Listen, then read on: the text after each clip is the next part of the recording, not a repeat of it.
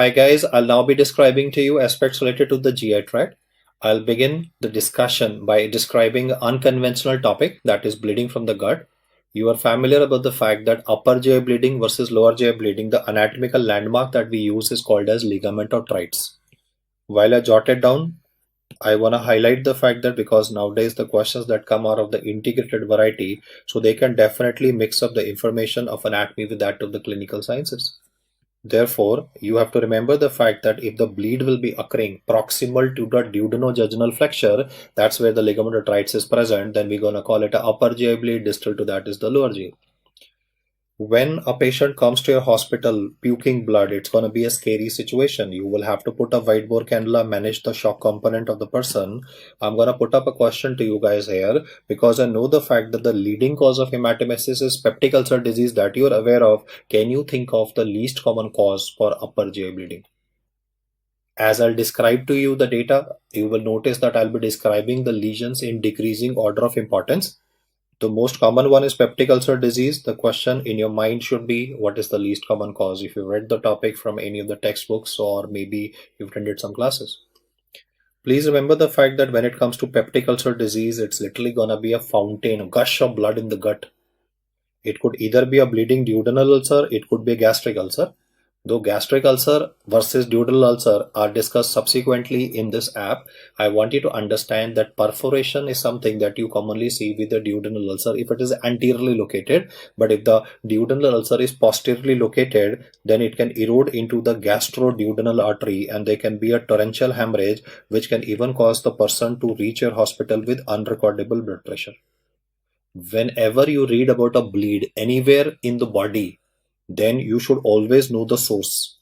In duodenal ulcer, it is the breach of the wall of the gastroduodenal artery, whereas gastric ulcer is commonly located on the lesser curvature. It's close to incisura angularis. The blood vessel that can be eroded in this case would be the left gastric artery. And as I said, this is going to be a torrential hemorrhage and the person might be brought into your hospital with unrecordable blood pressure. So you will put a wide bore cannula. Wide bore cannula would mean that you would be putting, let me say, a gray cannula, not a green one, a gray cannula. Ideally, you should be putting an orange one. But for putting an orange cannula, a doctor should have taken a training of ATLS, that is Advanced Trauma Life Support. If a doctor is not trained well, you might waste a expensive orange cannula. That's the widest bore available. So instead of that, you can be using subsequently a gray cannula. Now you've secured the gray cannula in place, and what are you going to give to this patient? Initially, you're going to give fluids. But if he talks about a patient who is a crashing patient, by crashing I mean systolic blood pressure is lesser than 90 millimeters, going down to 70, 60, or even a ridiculously lower values, you know that the autoregulation of the brain is getting compromised. You need to treat the hypovolemic shock of this person on a war footing. So you've definitely put in the gray cannula in the site, you've rushed IV fluids, you've given a bolus of normal saline to this patient, but the main treatment for this bleeding patient would be to initiate massive blood transfusion. Massive blood transfusion itself a lecture that I've taken in hematology. Here I've just used the short form. Massive transfusion protocol should always be taking precedence over anything else. You can manage the bleeder subsequently.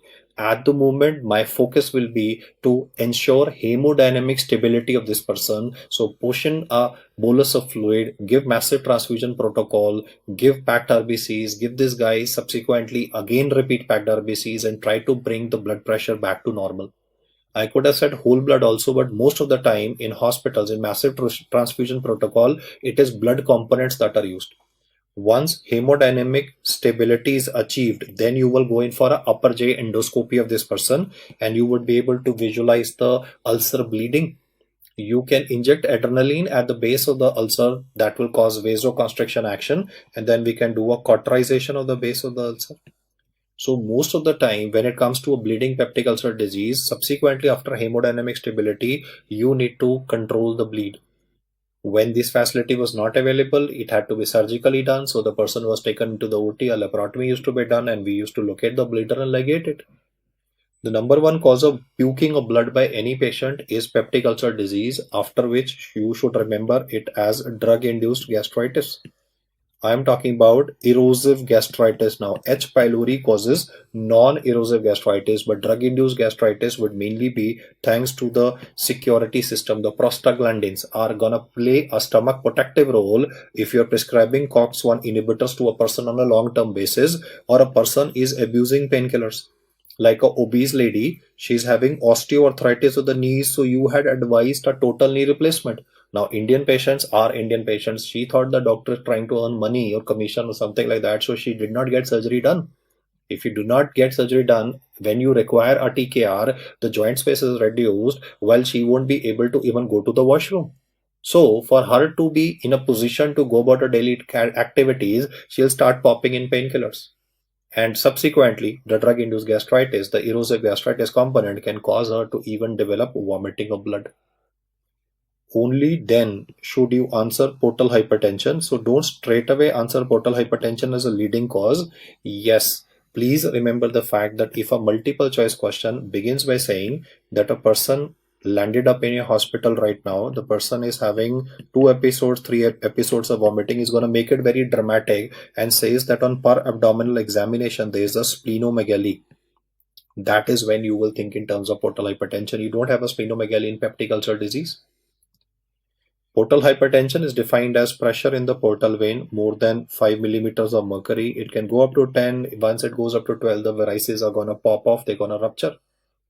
So do remember the fact that in portal hypertension, we are basically talking about rupture of the esophageal varices, and we can prevent them from bleeding also, no, if we diagnose them early.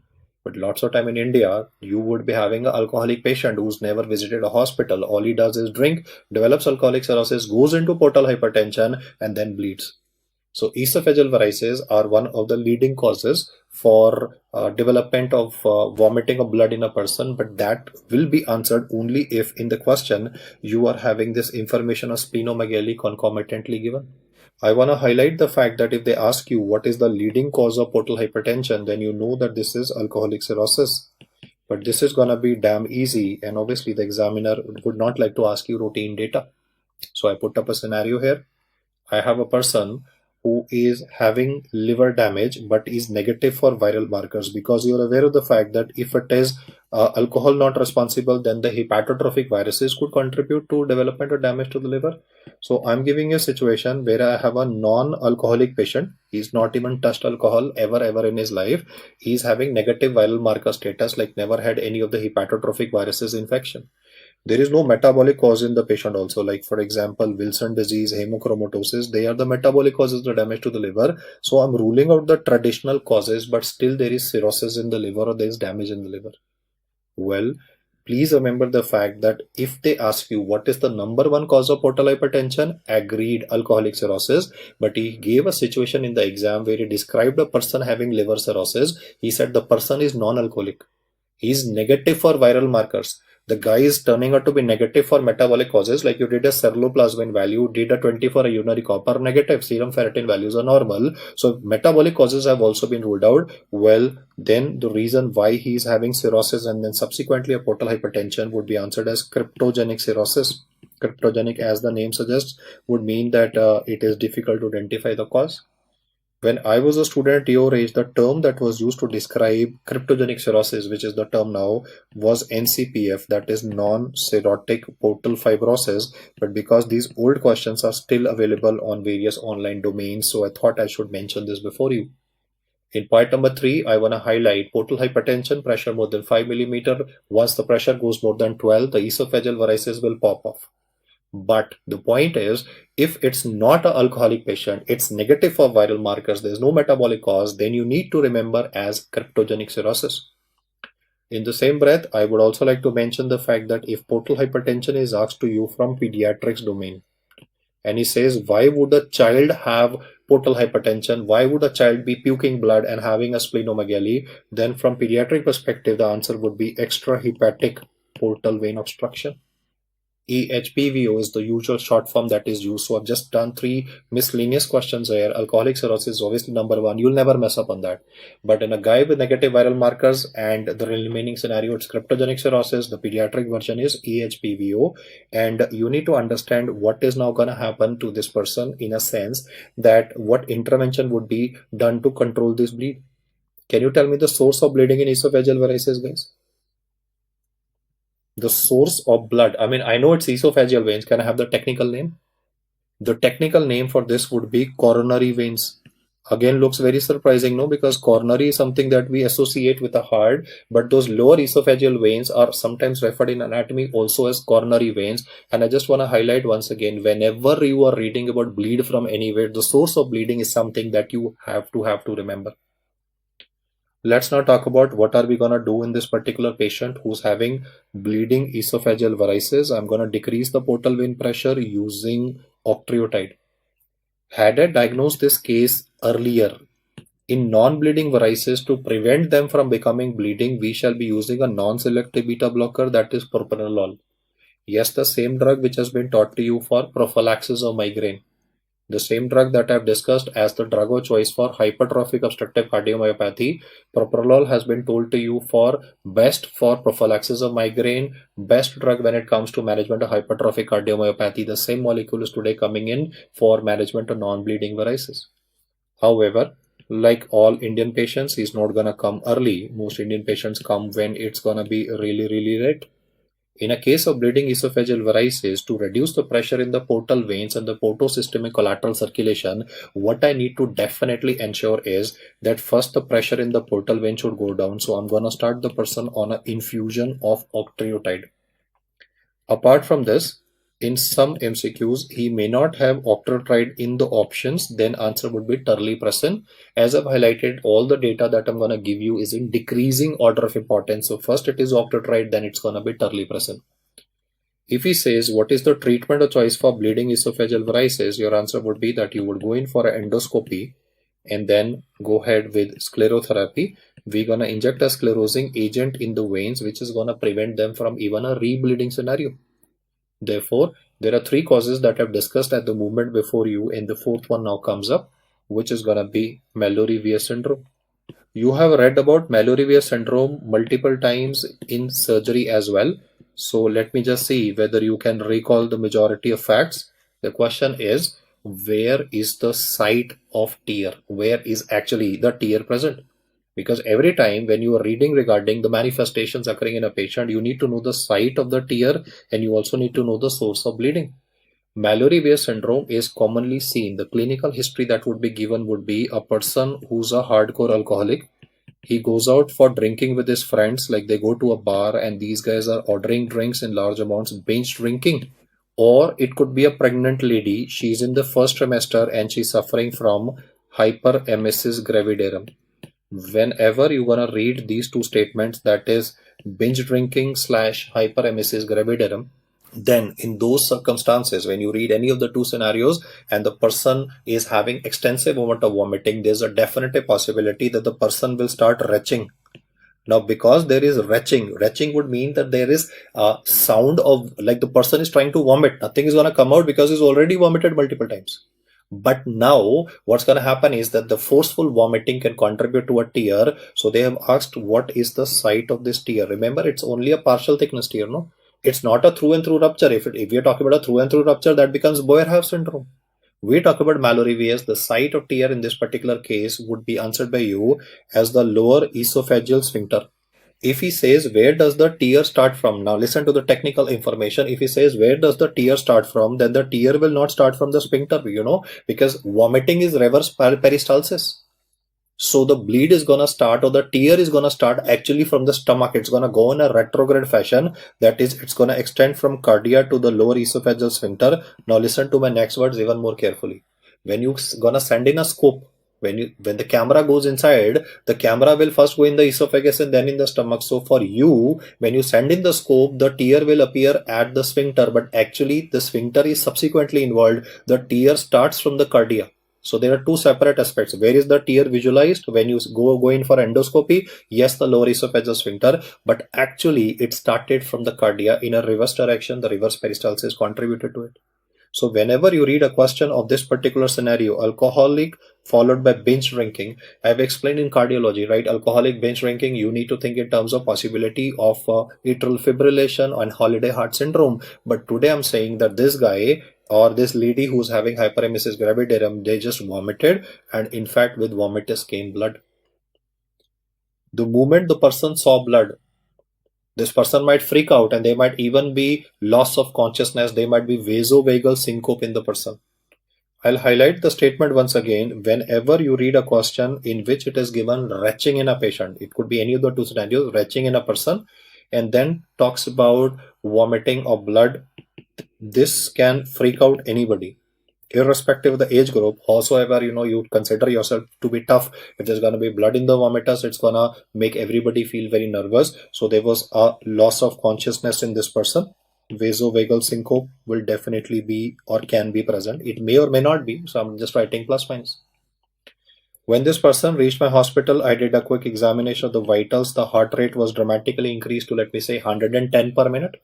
The blood pressure of this patient was at the movement on the lower side. Let me give you a value of 100/70 or 110/70. So what I'm trying to say is that per se in Mallory-Weiss syndrome, though looking at that blood, it might look it is in very large amounts and the person might even freak out and might become unconscious. But usually you do not have person going into shock. Why? Because in this particular case, the tear which is present is submucosal. No? You do not have a direct arterial access, or maybe branches of the artery might be involved. Mallory-Weiss syndrome, guys, is a self-limiting condition. It's a submucosal tear that is present. So as such, the threat to life with Mallory-Weiss will be relatively lesser. This explains the fact that why in this person, by the time they reach the casualty, the person is up and awake, and with conservative management, the patient will recover. Mallory-Weiss syndrome is a self-limiting condition. The submucosal tear will not cause any threat to life, but if the bleed reoccurs, like he puked once again and the blood came maybe in slightly increased amount this time, then you obviously need to be a bit more aggressive. Then you will go in for an endoscopy. You will be injecting adrenaline at the base of the tear. Most of the time that alone will be sufficient to control the bleed. If required, you can also do cauterization, or he might even use the word endoscopic clipping. So any of these maneuvers can be done for controlling the bleed in Mallory-Weiss. To majority of cases, this would not be required because I explained to you that this is a submucosal tear. This also leads us to the scenario of what is the source of bleeding here. So we'll next talk about what is the source of bleeding in this particular case, because we're talking about the cardia and subsequently the tear going up to the lower esophageal sphincter. The source of bleeding in this case would also be answered as left gastric artery. This is the second time today that I've described the left gastric artery as a source of bleeding from anywhere. First I talked about gastric ulcer, then in Mallory-Weiss. The subsequent condition that can contribute to upper GI bleeding and a manifestation of hematemesis is called as Dulufoy's lesion. Well, it is not also the rare one. It is less common, but not the rare one. So my question that I put up right in the starting of this video saying which is the rarest cause is coming up at point number 6. I still given you sufficient window period. I've given you sufficient time to think about it.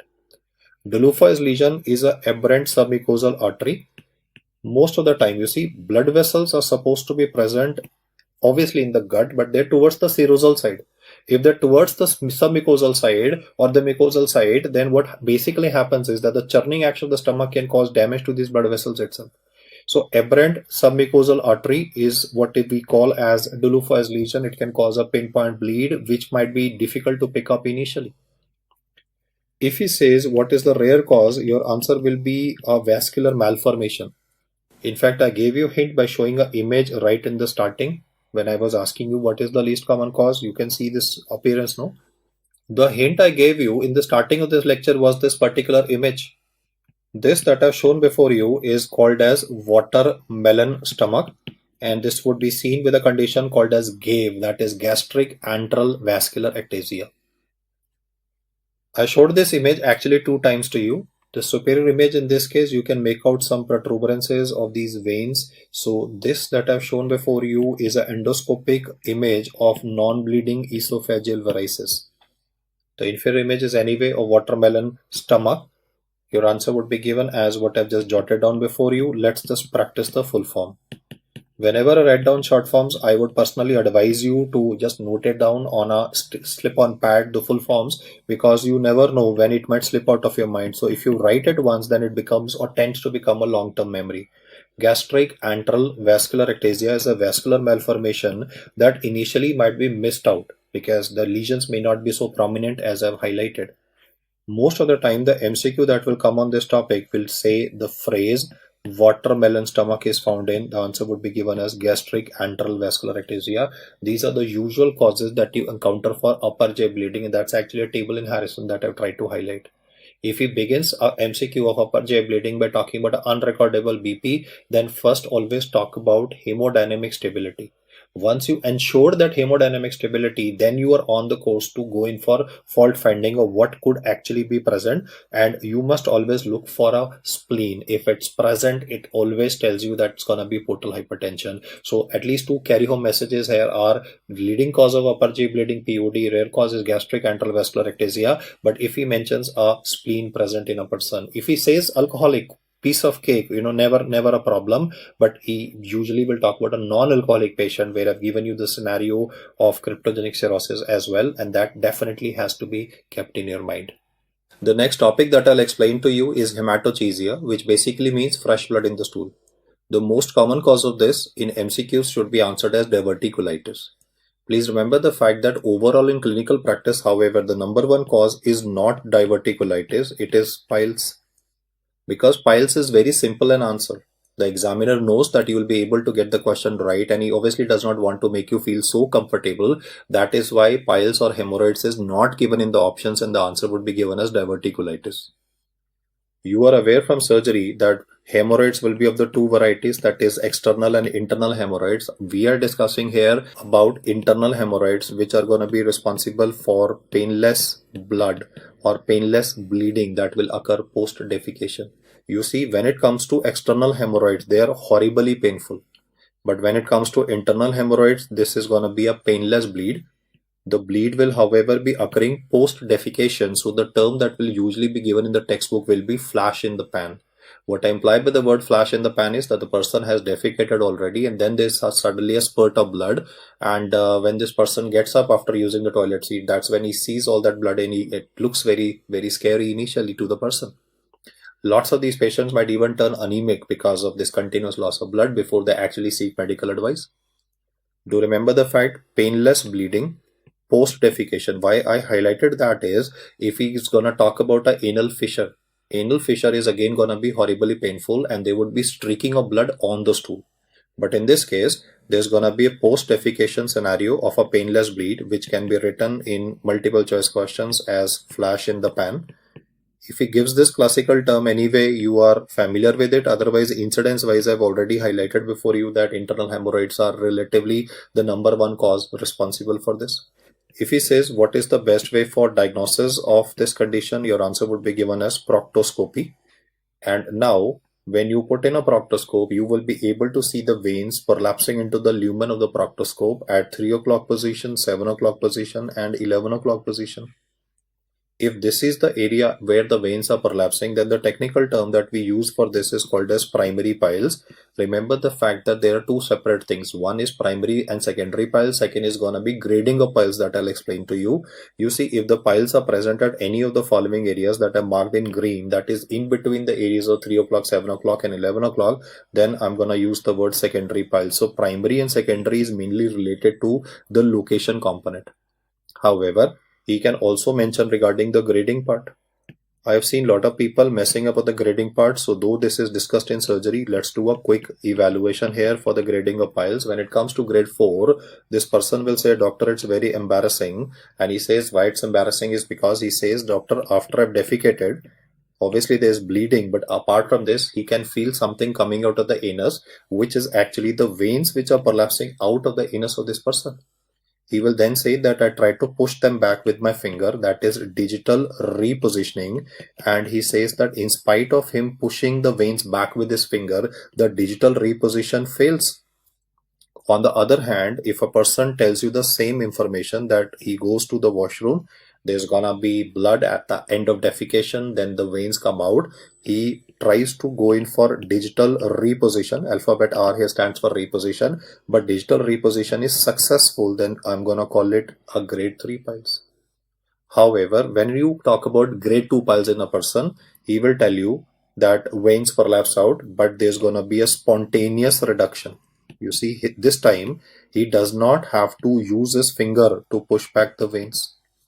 I know you are familiar about this from surgery, but it's a quick recap here. When it comes to grade 1 piles, that would mean that this would be visible only on proctoscopy.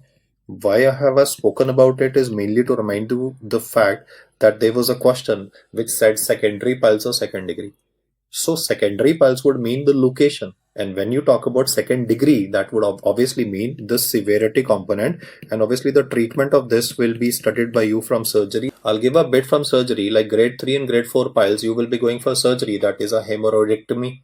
On the other hand, when it comes to a grade 2 pile, you can either be going in for banding or cryosurgery. Cryosurgery is usually preferred nowadays because you are going to apply liquid nitrogen probe and the tissue will freeze and the pile will basically fall off. Can you tell me from anatomy/surgery the source of bleeding? Like I've highlighted in this discussion that whenever you're reading about bleeding anywhere from the any part of the body, you need to know the source of the bleeding. Can you tell me the source of bleeding with respect to internal hemorrhoids?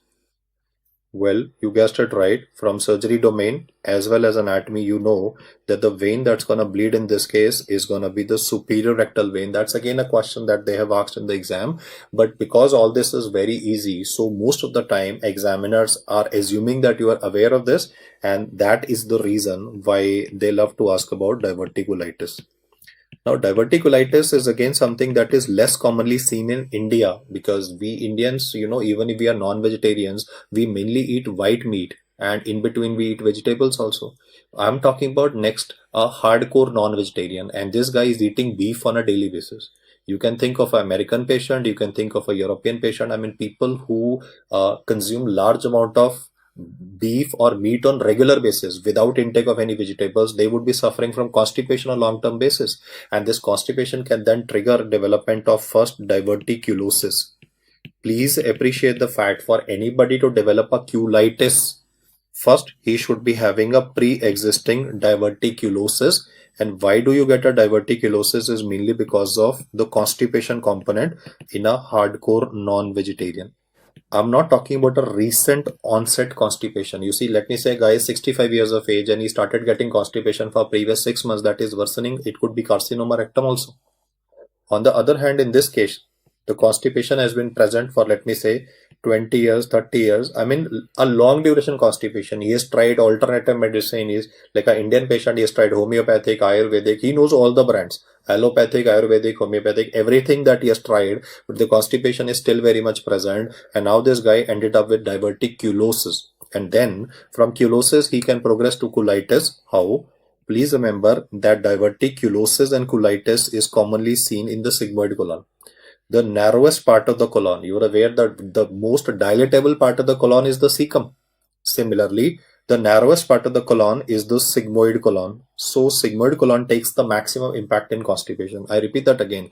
The most widest and the dilatable part of the colon happens to be the cecum, and the narrowest part of the colon happens to be the sigmoid colon. So here sigmoid colon is taking the hit.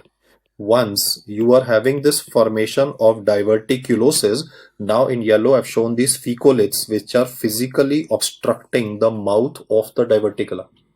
Inside this, the bacteria will continue to multiply and keep on producing toxins, and these toxins can cause inflammation. So culosis is now having colitis, and God forbid, there's also a distinct possibility that if this perforates, then there's gonna be even contamination of the peritoneal cavity. There's going to even be a fecal spillage. I mean, you are aware of the fact that the worst kind of peritonitis that you can ever encounter is a fecal contamination of the peritoneal cavity. That can happen in this case, and that is why it's important that you are able to pick up this condition relatively early. So most MCQs that will come on this topic will describe a geriatric age group person.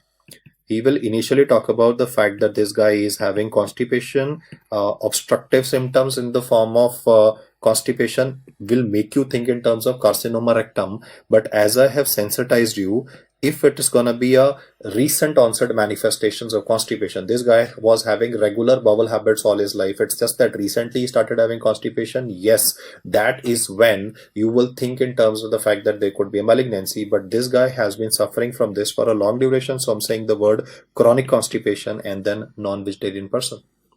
Today, when he came to my clinic, he had severe left iliac fossa pain. It was excruciating, but initially I did not take this guy seriously because if I know a person is having constipation, left iliac fossa pain, he may not have passed through.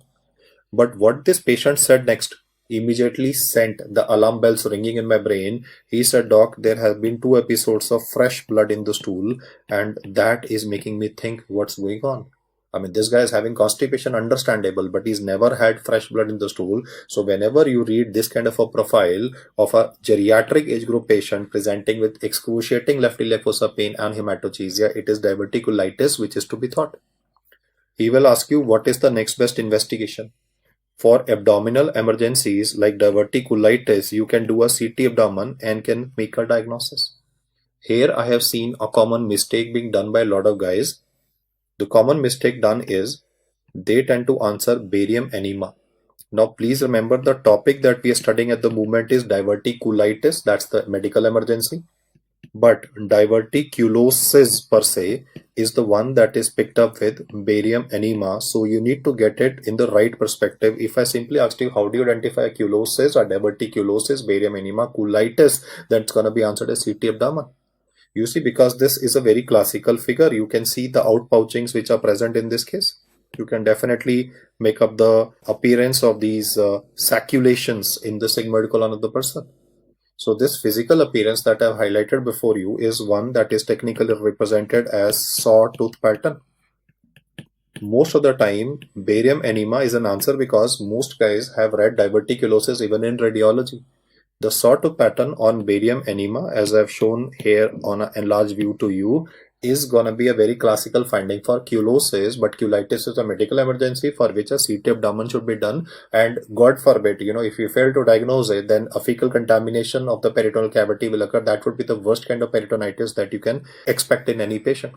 For the treatment of diverticulitis, it will depend on whether the fecal contamination of the peritoneal cavity has occurred or not, assuming the fact that you made a diagnosis earlier.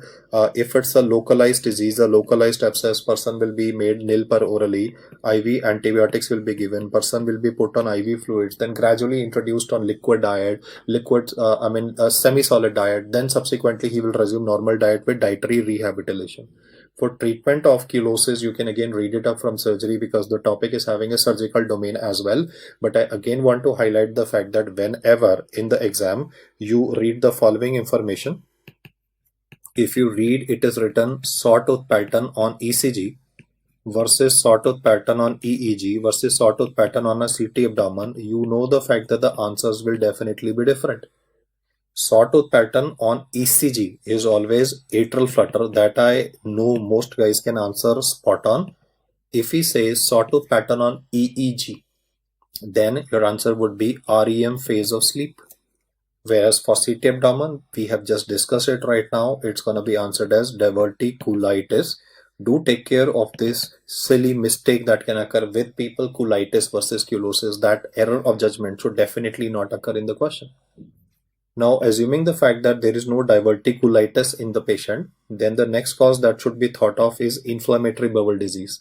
There are two variants of this. I have taken a separate discussion on IBD, Crohn's and ulcerative colitis. Crohn's is relatively more common abroad. I mean, mostly Americans or Europeans are more predisposed to having Crohn's disease as compared to India. Ulcerative colitis is more commonly formed. I'm very sure you are aware of the fact that when it comes to Crohn, because there is going to be a stricture formation, so most patients of Crohn's will initially be having colicky pain that can even interfere with sleep. The person might wake up in middle of night with colicky pain. But in ulcerative colitis, because there's a rectum involvement, there's a proctitis, so the presentation of ulcerative colitis is mainly in the form of a painless bloody diarrhea.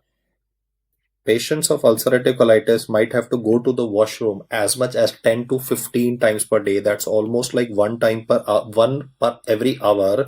So this will be pretty disability or a severe disability in a sense that person can't even go for a holiday. Lot of these people with ulcerative colitis will tell you that I've not gone for a holiday because I need to go to the washroom every 1 hour, every half an hour. I need to be near the washroom, near the toilet. And in this particular person, because he is losing blood, so not only would you get a pallor, but along with blood, proteins will also be lost. So if you're gonna check the serum albumin of these patients, it will definitely be lesser. This explains the fact that why these patients will be having weight loss, muscle wasting, and the description that is given here is called as protein losing enteropathy. The common example of protein losing enteropathy that we tend to study happens to be Menetrier's disease, where there's a hyperplasia of the rugosities of the stomach. But even ulcerative colitis, or let me say malabsorption syndrome examples, they're all examples of protein losing enteropathy. I want to highlight that in ulcerative colitis, the hypoalbuminemia component could result in patient coming to you with obviously the standard complaints of going to the washroom again and again, and no fecal matter, only blood is coming, little bit of mucus is coming, along with puffy eyes and even a pedal edema. This puffy eyes and pedal edema component, as I've highlighted, can be explained by the hypoalbuminemia presentation of these patients. And then there can be a couple of antibodies that can aid in diagnosis. I want to highlight here before you that inflammatory bowel disease is not an autoimmune disorder. Mark my words there. It is not an autoimmune disorder. It's an inflammatory disorder. Why that happens, or why do you have inflammatory bowel disease? There's a separate lecture for it, but don't answer it as an autoimmune disorder. The question that came in the exam had four options: SLE, rheumatoid arthritis, Hashimoto's, and IBD. And the question said which is not an autoimmune disorder. SLE, you know, is an autoimmune disorder. Hashimoto, rheumatoid arthritis, they're all autoimmune. Inflammatory bowel disease is not an autoimmune disorder. I mean, it might look a little, atypical to you to hear at this moment, because I'm gonna write some antibodies here. See, yes, there are some antibodies, but they're not diagnostic. They're just an association. They're not diagnostic, they're just an association. The antibody for Crohn's is ASCA. I will just write the full form, and you can, if not very comfortable, note it down so that at least if you're having audiovisual stimulus along with listening to me, and if you're noting it down, that would be additional input into your brain. Anti-Saccharomyces cerevisiae antibody help you in identifying Crohn's. It is one of the association. In ulcerative colitis, however, the association is that of PMCA. There's a separate discussion on inflammatory bowel disease. Till now, I have taught you three reasons why a person could be having fresh blood in the stool. It could be hemorrhoids. If it's not hemorrhoids, then by exclusion diverticulitis. If it is not there, it could be inflammatory bowel disease. The next cause which is to be considered here is malignancy. You are aware of the fact that cancer of the right side of the colon will mainly be having bleeding manifestations. And when it comes to cancer of the rectum, then it will mainly be having obstructive symptoms. I'm not saying that bleeding will not occur in carcinoma rectum. Yes, it can occur, but predominantly this is what the pathologist would have said, the surgeon would have said, and I have also highlighted that bleeding manifestations, it could even be occult blood sometimes, and gradually it becomes obviously a visible bleeding, but bleeding is more common with cancer of the right side of the colon, and carcinoma rectum mainly presents with obstructive symptoms. Now for obstructive symptoms, he will describe a geriatric age group person who's having a recent onset constipation. Like he says that he has always had good bowel habits. He used to get up to go to the washroom every day morning at 7:30 am, and his bowel habits have been very regular for all his life. But for past few months, he does not know. He has been to various physicians or maybe even to a surgeon, and they have evaluated him, given him laxatives, but in spite of that, the constipation part is worsening. Due to this, lots of these people might actually start going to Ayurvedic and homeopathic people, because you see, you need a constant follow-up to actually know that, okay, laxatives are not working, so what is wrong? Maybe it is a malignancy in an old man, I need to evaluate it, but this guy never came to me. I want to highlight that lot of people who are having carcinoma rectum might actually be diagnosed very late, because you see, after 2-3 consultations, a person will lose his faith on you. This guy, you see, he's using his own brain. And he's thinking that, okay, I've been to the doctor 3 times. He has given me laxatives. Every time I go to him, the dose of laxatives has been increased. I'm not improving. So this doctor is not good enough. So he will change the doctor. They'll do doctor shopping and maybe go to alternative medicine. And therefore the colonoscopy of this person was never done. 65-year-old guy with progressive constipation. Along with this, another feature very characteristic that will help you in multiple choice questions will be tenesmus. You see, this guy will say that he is having a sensation of incomplete evacuation. So he will have to go to the washroom multiple times. When you read about this and you also notice that the person is having a weight loss, it is imperative that we should be doing a quick workup of this guy, failing which liver metastasis will occur. As I explained to you, that most patients might lose patience with us and might go to an alternative doctor or might go to an alternative pathy. So 33% of patients at diagnosis might even be having liver mets, which is very substantial, that 1/3 of patients of carcinoma rectum, when they're diagnosed, they already have been having symptoms. But because they never went to the same doctor on a consecutive visit, you see, if I have a patient who's having progressive constipation, if it's not improving, I will think now, what is going on? I mean, why is he not responding to my medication? I will think that there could be a possibility. I'll monitor his weight. I'll think in possibility of malignancy. But in this particular chap, because he did not follow what I said, well, liver mets have occurred, unfortunately. You will have to read up carcinoma rectum also from surgery. You are familiar with the fact that the staging that is done here is called as Duke staging. Some relative MCQs. Duke's criteria is read by us. Then we read also about Duke scoring. In fact, that's a question for you guys while I'm jotting it down. Where have you studied Duke scoring? Criteria is infective endocarditis. I know you will answer. Where do you read about Duke scoring? There are 3 questions, miscellaneous ones that I'm mentioning here before you. Duke's criteria is the easiest of them. Infective endocarditis. Staging has already been told. I think I've given you substantial time to think, guys.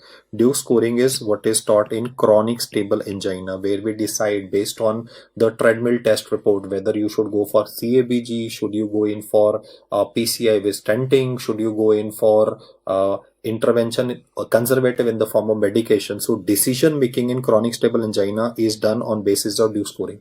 These are 3 miscellaneous MCQs that I want you to remember.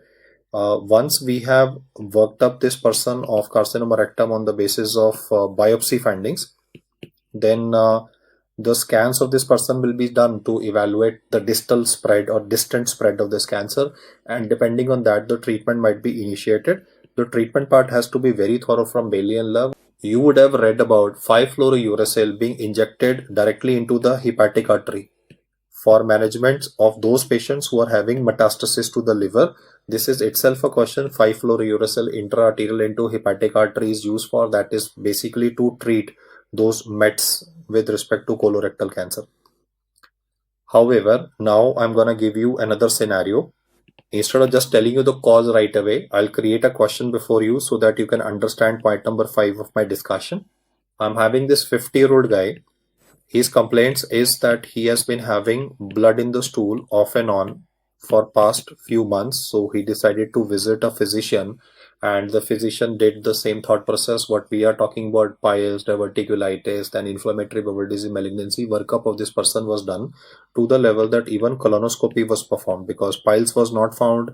He was not having any features of diverticulitis. He is not having any features of inflammatory bowel disease. So the doctor decided to do a colonoscopy. Maybe he's missing out on a malignancy. The colonoscopy of this person was perfectly normal. You see, if there's a cancer, it must be present as a fungating mass, so there must be some lesions of IBD that can be visualized.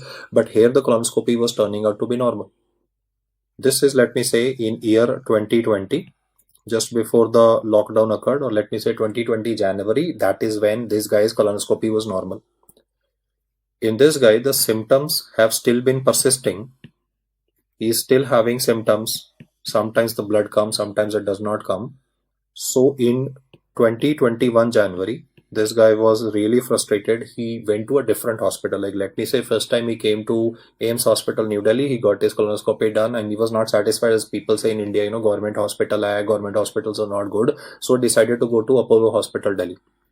He went to the best gastroenterologist whom he checked over the internet, and even he suggested a colonoscopy because in this guy the symptoms have been persistent. When the colonoscopy report came, both the gastroenterologist and the patient were a little surprised because they expected some lesion to be present, but here colonoscopy report was again normal. So this patient is now quizzing you, let me say you are the family member of this guy, that I have shown at 2 best hospitals in India.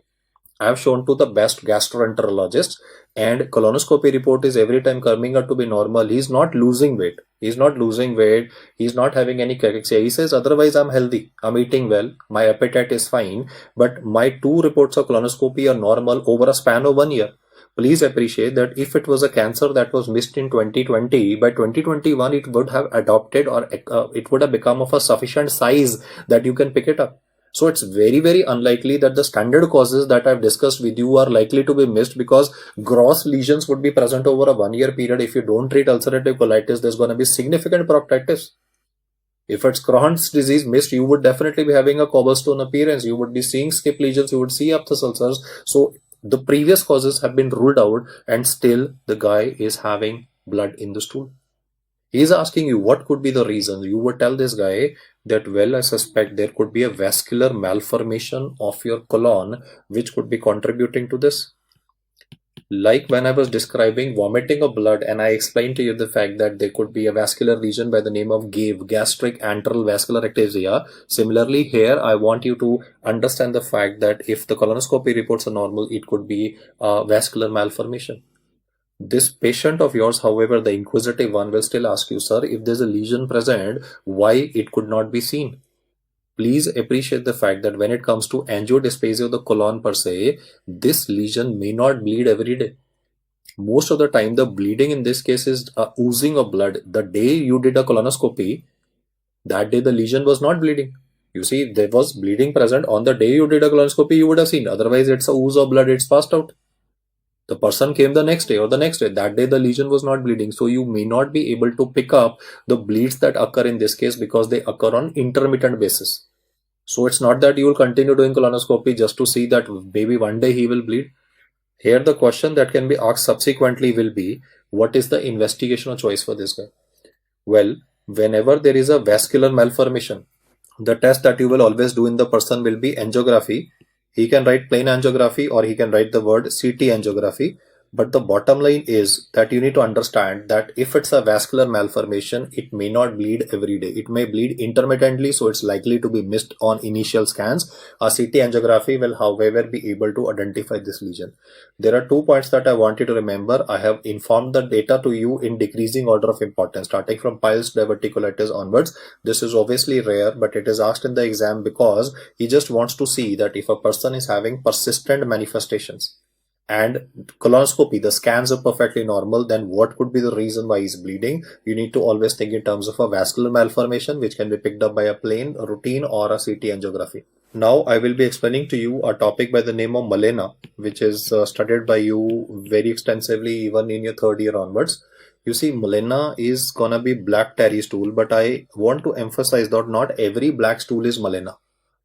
You need at least 60 to 80 ml blood. You see, even iron supplementation can contribute to formation of a black stool and a hard stool. Melena requires 60 to 80 ml of blood to remain in the gut for a duration between 12 to 16 hours, and in this 12 to 16 hours this blood will be acted upon by the various enzymes in the intestine, so it will break down the blood and then result in creation of a black tarry stool that is gonna be difficult to flush away. It will stick to the toilet seat. The person will say that if he pressed on the flush button 2-3 times, then this stool was washed away. Melena is black tarry stool. For this black tarry stool to be formed, it requires at least 12 to 16 hours of the pancreatic and the other enzymes which are present in the intestine to degenerate the blood, resulting in these manifestations. The usual query of the patient and MCQ will be, why is it happening? Your first answer will be, this is due to peptic ulcer disease. You see, in peptic ulcer disease, like a dural ulcer, the patient might vomit blood, but some blood due to gravity will also go down, and once it will transit to the GI tract, it can contribute to melena. If it is not peptic ulcer disease, this guy could be using or abusing painkillers. Like I gave an example of an obese lady with osteoarthritis of the knees. She was postponing her total knee replacement, and now the regular intake of drugs can contribute to COX-1 inhibitors, can contribute to blood loss and can contribute to melena. It could be portal hypertension, where coronary veins could be the villain. If it is not this, it could be post or Mallory-Weiss. We have discussed in Mallory-Weiss, the tear starts from the cardia and involves the lower esophageal sphincter. Though in MCQ, the first answer is sphincter, because that is what you are gonna see when you send in the scope. If Mallory-Weiss is ruled out, it could be de Lufay's lesion. Well, you are noticing an interesting fact here. The topic that I am teaching you, melena per se, is written in the textbook as a cause of lower GI bleeding, but all the causes of it are upper GI. Basically, the point is, in upper GI bleeding, obviously the person will puke blood, but the rest of the blood due to gravity will go down and transit through the gut, contributing to this manifestation. Therefore, the MCQ that came on this topic simply said, what is the best test to confirm the diagnosis of melena? Your answer would be given as upper GI endoscopy. Why? Because all the causes which are mentioned here are those of upper GI bleeding. This was relatively an easy one, so let's now take up regarding hemobilia, that implies blood in the bile. While I'm writing it, question to you guys is, why is it happening? The most common cause for this would be answered by you as trauma. And if he asks what kind of trauma, then we're not talking about a road traffic accident. We are here talking about a iatrogenic trauma. Like, let me say I'm describing a rookie surgeon. This guy has just started practicing laparoscopic cholecystectomy right now, and he is not very well skilled in this. In these circumstances, he may not be able to achieve adequate hemostasis in the operating field, and he closed the patient without a proper hemostasis. In hemobilia, with respect to trauma, with respect to laparoscopic cholecystectomy, I can say the fact that there's a bleeder. There's a bleeder with respect to either the main cystic artery or the branches of the cystic artery, which are causing blood to come in the T-tube. Instead of this, it could also be instrumentation, that is ERCP, which highlights the fact that investigational choice for hemobilia cannot be ERCP. Why? Because ERCP is actually the cause of it. He can either write instrumentation of the biliary pathway or ERCP. That could be reason. You see, the scope was bigger in size, so it caused local trauma. The third important cause for this can be malignancy, because cancers anyway can infiltrate into blood vessels, causing manifestations of blood in the bile, cholangiocarcinoma. In fact, there is a variant of cholangiocarcinoma which is present at the hilum, and that is at the junction of the left and the right hepatic duct, that is called as Klatskin tumor. So any of these four can contribute to development of blood in the bile. The number one cause is trauma, iatrogenic trauma, and the question then becomes, what is the best way to diagnose it? Do not answer ERCP in this case, as I've already sensitized you. Your answer would again be given as angiography. We will see which blood vessel or a sub branch of the blood vessel is the one that is bleeding, and in the same sitting we'll treat that also, because it's going to be a small bleeder, so we are going to go in for a gel embolization of the bleeder. You do not need to go for re-exploration. In this case, like, he gives you a scenario, person underwent a lab chole, subsequently there is blood in the bile, there's blood in the T-tube, what are you gonna do? So don't answer re-exploration, because already he's gone through sufficient amount of surgery and the surgeon did not do a good job when it comes to handling the bleeders. He did not achieve adequate hemostasis in the operating field. So now, to solve the problem, we are going to go in for gel embolization, the bleeder that will handle or will manage this patient. One more query I can raise up here is hemobilia. Will you call it a upper GI bleeding or a lower GI bleeding? You see, right in the starting I told you, na, ligament of Treitz is at the duodenojejunal flexure. Bile comes in the second part of the duodenum. That means it is proximal to the duodenojejunal flexure. So hemobilia would be an example of a upper GI bleeding. But the best test for diagnosis of this is not instrumentation, not a upper GI endoscopy. It's gonna be an angiography that is to be answered. In fact, 2 times I've answered angiography. It could be a plain or a CT angiography, which is to be answered for 2 situations: angiodysplasia of the colon, and then I've spoken about hemobilia as well. So once you get these diseases right, I'm gonna next describe to you regarding the diseases of the esophagus. A quick recap of what we have discussed is a patient having hematemesis. This could be due to peptic ulcer disease or could be bleeding esophageal varices. But in the question, if he mentions regarding hemodynamic instability in the form of an unrecordable blood pressure, do remember the fact that the first step in management of this person will always be fluid resuscitation. I'm not saying that I will increase the blood pressure of this person from unrecordable to 120/80. You are all aware of the concept of permissive hypotension. I will increase the BP to at least 90/60 so that the perfusion of the vital organs can be done. So do remember that in unrecordable BP, it is a target of 90/60 which is to be obtained. However, if the question simply says what is the leading cause of hematemesis, the answer would be given as peptic ulcer disease. If he gives a combo, hematemesis is also given, and simultaneously even splenomegaly is written, then you should always think in terms of portal hypertension. If he says what is the etiology of portal hypertension, it could be alcoholic patient, non-alcoholic patient. If it's non-alcoholic, negative viral markers, then even NCPF or cryptogenic cirrhosis should be kept in mind. The next permutation combination that can be asked is a person having excessive vomiting to the level that is having retching. The sound of vomitus is being produced but nothing is coming out. From surgery domain, you are aware of the fact that if a person is having retching, forceful vomiting, there can be Boerhaave syndrome. But apart from Boerhaave syndrome, you always have to keep in mind Mallory-Weiss also. The differentiation is based on the fact that in Mallory-Weiss there is vomiting of blood, whereas in Boerhaave syndrome, as I'll explain to you subsequently, there is going to be pneumomediastinum and even a subcutaneous emphysema. There is macular striae, which is encountered in Boerhaave syndrome, that is discussed in surgery and subsequently in this discussion on CD in the sequence of lectures in the app as well. So whenever you read about an alcoholic which binge drinking and then vomiting, do not be under impression that all questions are gonna be standard Mallory-Weiss. Because I was discussing here bleeding from the gut, so obviously I had to talk about Mallory-Weiss, where the bleeding will be occurring from the lower esophageal sphincter. But do take a watch or keep a watch for the word subcutaneous emphysema or crepitus below the skin, which emphasizes the air leak that is occurring secondary to Boerhaave syndrome. Also, there's a distinct possibility that in some questions, he could describe a pregnant lady. In the first trimester, she's having excessive vomiting, and then the same profile can happen. Mallory-Weiss can happen, and even Boerhaave can be a possibility. I have explained in detail hematochezia per se. The number one cause from exam perspective is diverticulitis. And in fact, because he knows this is an answer, he will ask you what is the imaging modality. So there, your answer would be CT scan and not a barium enema. If he specifies regarding melena in a person, then the number one cause for melena is peptic ulcer disease, and that is where upper G endoscopy would be done. Apart from this, I've also highlighted regarding situations where angiography would be used, like angiodysplasia of the colon and even a hemobilia.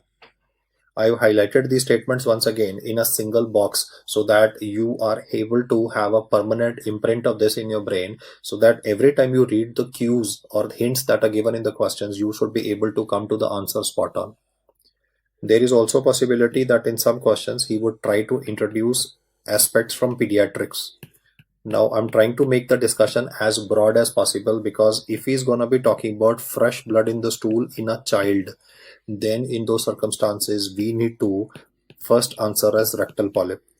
I know the fact that a lot of you will say that, sir, why is it not Meckel's diverticulum? I'm just simply following the data that is given in Harrison, where is mentioned both of them. You see, rectal polyp is anyway mentioned in surgery book, that is in Bailey and Love, rectal polyp is given first. But even in Harrison, though both of them are given, because first rectal polyp is written, so I would suggest you to give that as an answer. Meckel's diverticulum per se is always gonna follow the rule of two. That's relatively easy to comprehend. I'll just mention embryological details here also. You are aware that this structure is a remnant of vito-intestinal duct, and lots of time it might be detected incidentally. How incidentally? The person was undergoing appendicitis surgery, like he was having right iliac fossa pain. So because there was tenderness in the right iliac fossa, the surgeon decided to operate on this guy. But when he evaluated the appendix, maybe the appendix was normal, and actually it was the Meckel's that was causing manifestations. So lots of time Meckel's might be an intraoperative finding as well. This is a remnant of the vito-intestinal duct. It will always be located on the anti-mesenteric border. So there have been situations where he is given a specimen in the exam and the picture was very clear. I mean, you could see the mesentery. If this is the bowel, you could see the mesentery, and then on the anti-mesenteric border, this structure was present. The size is gonna be 2 inches, 2 feet from the ileocecal junction, so anyway can be easily identified. Let us recap the features of rule of two just for the sake of completion. It can be present in 2% of population. If a question says what is the usual presentation of Meckel's diverticulum, it is asymptomatic. It is only if it will bleed that it will contribute to manifestations. And why would it bleed is primarily because it could be having tube mucosas. It could either be stomach mucosa, it could be pancreatic mucosa. So the stomach mucosa produces acid, or pancreatic mucosa would produce alkali. So that will cause erosion or damage, and that can contribute to the bleeding profile. It is 2 inches in size. It is 2 feet from the ileocecal junction. That's very straightforward data that I think all of you are familiar with. The two that I find most people forgetting is the 2 mucosas that are seen. And while I'm writing it, please tell me the imaging modality or choice for this condition. The commonest presentation of this condition is asymptomatic. 98% patients are asymptomatic. Only 2% will turn symptomatic, and they would be having, or the question would say, child having passage of maroon color stool. Now, whenever you read a question regarding an infant passing blood in the stool, you always have to keep in mind intussusception as well. Intussusception is anyway something that you have to be very thorough about from the surgical domain. But what I'm saying is that in this case, he will write the word maroon color stool in an asymptomatic child, or he will just say that this child was complaining of diffuse abdominal pain. You see, intussusception per se will be causing pain so bad that the child will be crying very loudly. But in this case, there's a distinct possibility that the child will be having limited symptoms, but it was a maroon color stool which brought the mother bring the child over to the hospital. The investigation choice for this particular condition would be answered as technetium 99 Pultecnet scan. Do take care of the fact that technetium 99 scan plain, that is cystamoeba scan, has been taught for parathyroid adenoma and even in chronic stable angina. But today we're not talking about plain technetium 99, it is technetium 99 Pultecnet scan that would be useful for diagnosis, and then subsequently we'll go for a resection of this lesion. The third important cause is intussusception.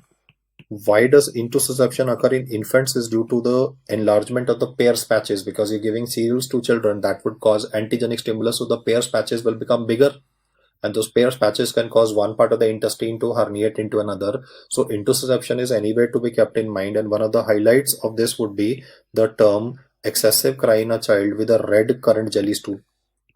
The type of intussusception that occurs in adults mainly is colocolic, that would occur secondary to polyps. But in children, the lead point is mainly the Peyer's patches, which tend to become relatively bigger. And this word red currant jelly stool will make the diagnosis relatively easier for you, because lump in the right iliac fossa of a child who's having a ileocolic intussusception might be actually difficult to pick up, especially if the child is crying. The abdominal wall becomes very tense. So being able to feel a lump in a crying child is gonna require a lot of experience. So most of the time it would be missed. So this one hint, red currant jelly stool, will definitely do the trick for you, and more details of intussusception including the management are to be read from surgery. I've just highlighted the pediatric domain because lots of time I've seen that they talk about internal medicine component, people are able to answer, so they mix up in the same question. And that is, in a question of hematochezia, he could be incorporating multiple diseases and might like to ask about them simultaneously. A twist in the MCQ was that he described a neonate with hematochezia. Now that again looks very surprising, because you see intussusception will usually occur after the age of 6 months, where when you start introducing complementary feeding, you start introducing cereals in the child. It is very rare to have intussusception at maybe in a newborn age group. So neonate with hematochezia, the scenario given was that this was a home delivery, and unfortunately the mother had postpartum hemorrhage and the mother expired because of this. It was a home delivery. Asha worker was assisting, and this grand multipara, she had a gush of bleeding, and then her BP became unrecordable. She became cold limp. They put her in a 3-wheeler auto, brought to your hospital. As you know, half the time these 1091 and all these numbers don't work, ambulances don't reach, so they brought her in a 3-wheeler auto to your hospital, almost lifeless, and you had to declare that she died at home due to PPH. Now, since the mother has expired, it is the grandmother who's taking care of this little newborn baby. And what this grandmother did was she gave cow's milk to the baby. You see, cow's milk is for a cow's baby, not for a human baby. If you give cow's milk to a human baby, cow's milk will be containing proteins like lactoglobulin, which are very difficult to digest. When you are giving cow's milk to a baby, that is when this child, this newborn baby, started having fresh blood in the stool. This presentation that I have written before you is that of NEC, that is necrotizing enterocolitis. So do take care of the age group of presentation as well, because when I'm talking about an infant, it was either a intussusception or it could be a rectal polyp. Rectal polyp per se will be causing no symptoms at all, it would just bleed. So the data on basis of prevalence is first rectal polyp, then Mickels, and intussusception is anyway to be kept in mind when he talks about especially an infant 6 to 9 months of age with the word red currant jelly stool written. For necrotizing enterocolitis, I also want you to read more in detail from pediatrics regarding Bell staging. And one very characteristic manifestation that comes here is, and I'm just drawing it the way it will become easier for you to comprehend. You see, there can be erosion of the mucosa and the submucosa. You have air present in the lumen of the gut. Air is in the lumen of the gut, but now air is going into the submucosa. I mean, look at the surprising thing I'm telling you. Air is present in the lumen of the gut, but I'm not talking about air going into the submucosa area because there's a erosion present. This description that I've just given you right now is asked very frequently in pediatrics and is called as pneumatosis intestinalis. As you can see from the name, pneumostasis intestinalis highlights that there is going to be air present in the wall of the intestine. Mark my words, they're not in the lumen. Lumen, already air is there. It is in the wall of the intestine that he's talking about. So necrotizing enterocolitis from the pediatric perspective and neonate perspective is also to be kept in mind. I dedicated these slides to the revision part and a bit of additional information. Coming to the subsequent part of our discussion, I'll now be explaining to you esophageal disorders. I'm now showing the esophageal musculature from the posterior aspect. I have shown muscle fibers in blue which are arranged obliquely versus the circular arrangement of the fibers in green. So let me give them names here. The muscle fibers which have been shown in color blue is the inferior constrictor muscle. You can contrast the arrangement of the muscle fibers with the ones that are shown in color green, which is cricopharyngeus. You can also notice that at the junction of the two, there is a defect present, and it is from this defect that a outpouching can develop, which is called as Zenker diverticulum. You will notice that right at the bottom, the one in purple that I've shown is the smooth muscle. And again, there is a defect present here from where there can be a Zenker diverticulum developing. In the exam, the examiner would love to ask you regarding this particular area that I'm marking out in dotted red now.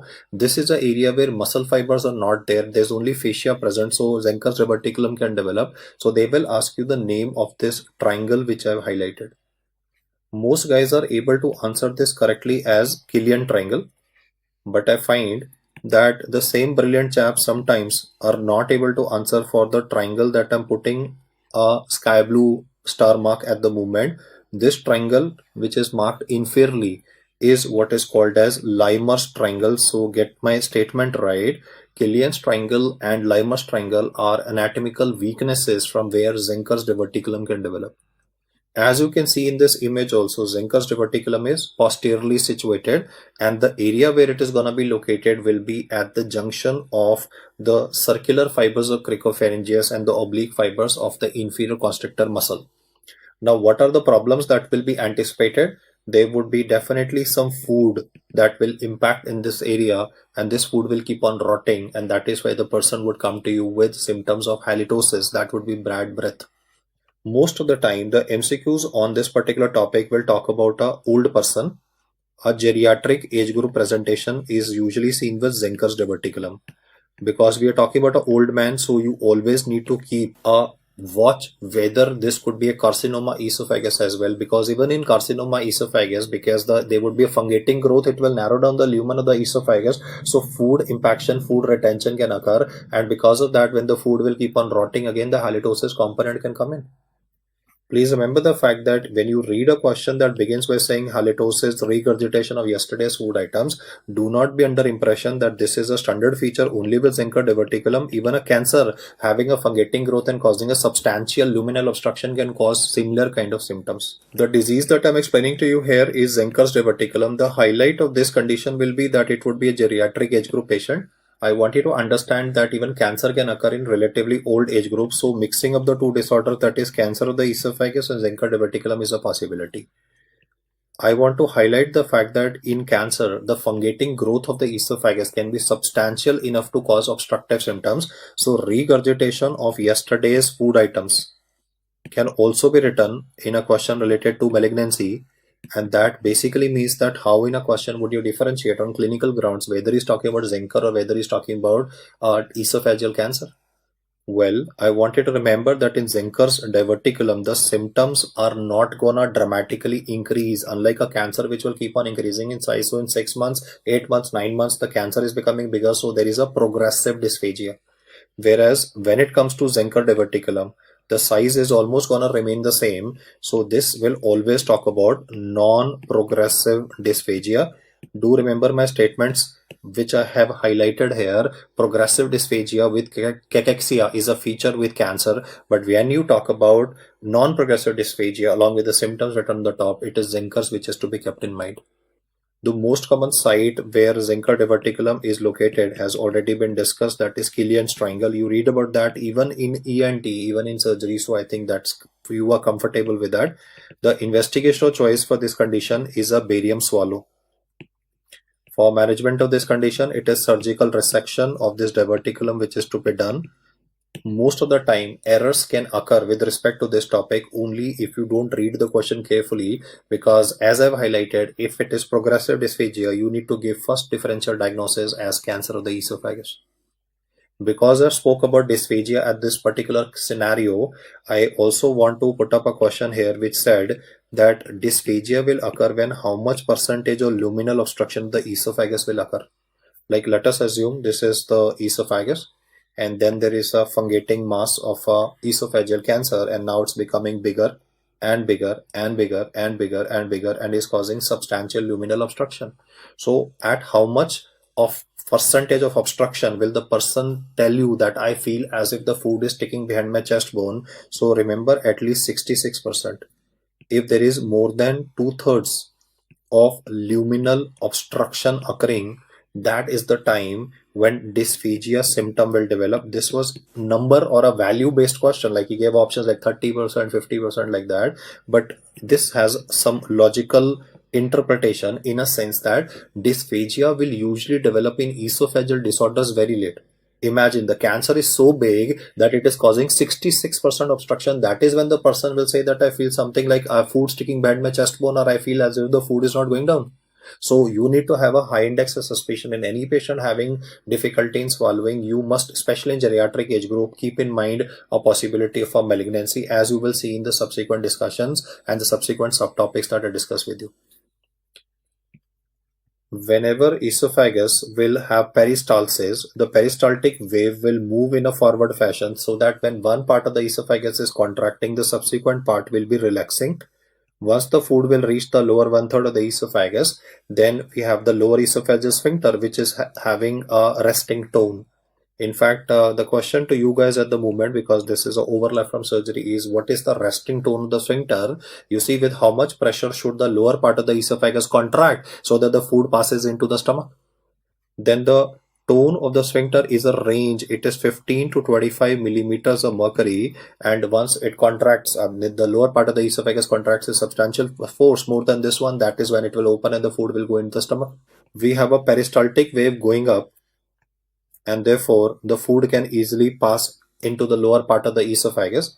But now I'm showing a condition where whole of the esophagus is contracted in a single go. Please appreciate that unlike the previous diagram, this time I'm showing that the upper part and the middle part and the lower part, whole of the esophagus is contracting simultaneously.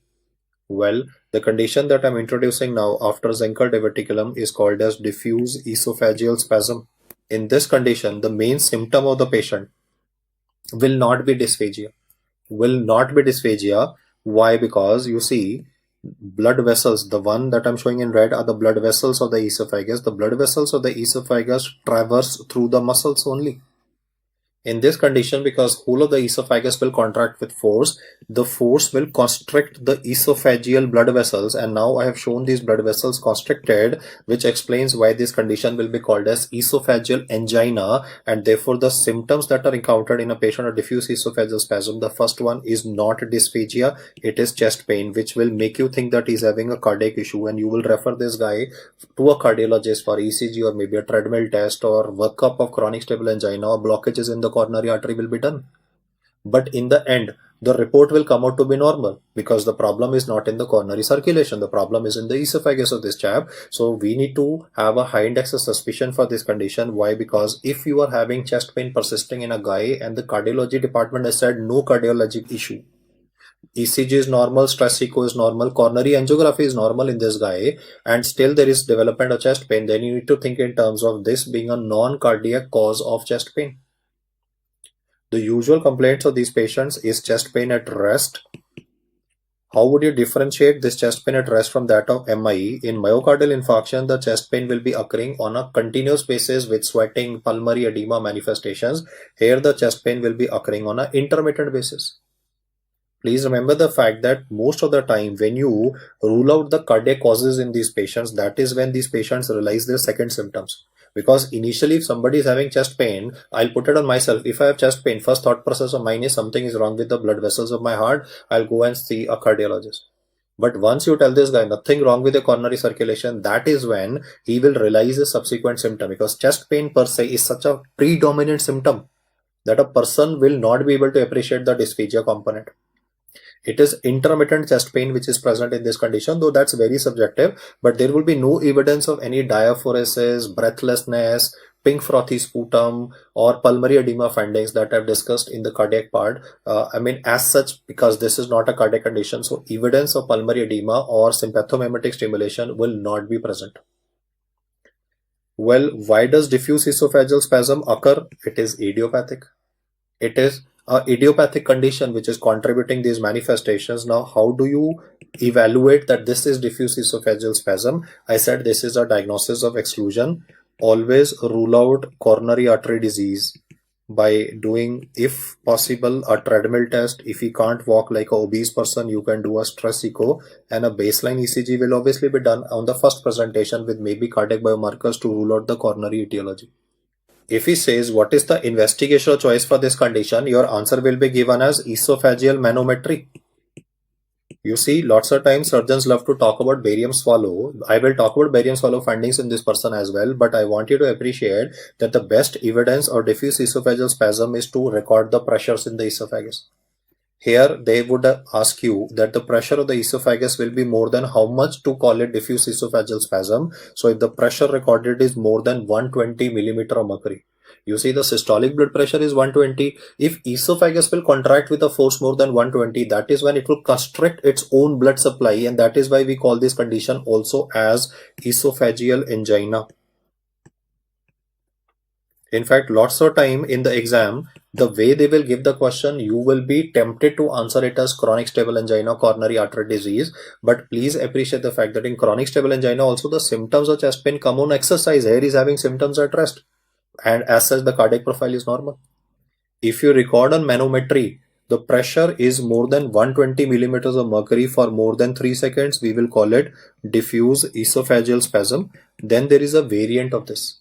The variant of this is called as nutcracker esophagus, where the pressures recorded will be even much higher. If the pressures, the intraluminal pressures, are turning out to be more than 180 millimeters of mercury for more than 6.5 seconds or a little more than that, that is when you will use the term nutcracker esophagus.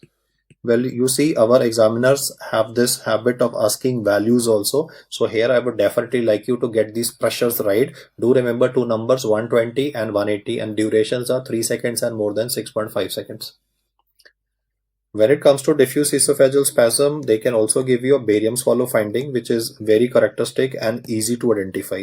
I have never seen anybody missing up this particular finding, unless and until somebody is reckless or casual. As you can see, very particular manifestation of nutcracker esophagus can be seen. The radiologist will love to hear use the following terms. Either he will use the word corkscrew esophagus, or he might say the word rosary bead appearance. Both of these are surrogate terminologies which basically highlight that, well, there is a problem with the contraction part and whole of the esophagus is contracting in a single go. Couple of guys have casually answered this as esophageal candidiasis. You see, in esophageal candidiasis, the appearance will be slightly different. So let me just show you another image in which the appearance of the esophagus of the patient is slightly different. If you compare this with the contralateral image that I've just highlighted on the screen at the moment, you will notice that there is a very irregular margins. You see, there's no rosary bead. It's very irregular margins. So I would just like to call or use the term shaggy appearance of the esophagus. This shaggy appearance is what is seen with esophageal candidiasis. In fact, in the question, he can also give you risk factors for esophageal candida. Obviously, AIDS is one of them. I have explained that in the AIDS section, that oral candidiasis is not gonna be making you suspect AIDS, but if a person is having invasive candidiasis, that is esophageal or bronchus or lungs getting involved, that is where you will think in terms of possibility of AIDS. And apart from AIDS, another important risk factor can be an asthmatic taking inhaled corticosteroids. I repeat the statement once again. Asthmatics, if they're taking ICS and they're not doing a rinsing of the mouth, because you see, when you take a puffer, lots of time the drug might be deposited in the pharynx only, and that is where there's a possibility that the infection can go down also and can involve the esophagus. So if he gives you a scenario of an immunocompromised person like AIDS, that would be easy, or a person who's an asthmatic and is on inhaled corticosteroids, then this irregular appearance or shaggy margins are what is in favor of esophageal candida, whereas you can notice very clear indentations which will help you identify the corkscrew appearance. So I personally feel that there is no reason why the two conditions can ever be missed. Now we will come to the treatment part of diffuse esophageal spasm. Here I want you to remember that rather the drugs which have shown improvement in the general condition of this patient is not nitrates or calcium channel blockers. In Harrison, he has mentioned that in trials, it is anxiolytics that have an important role.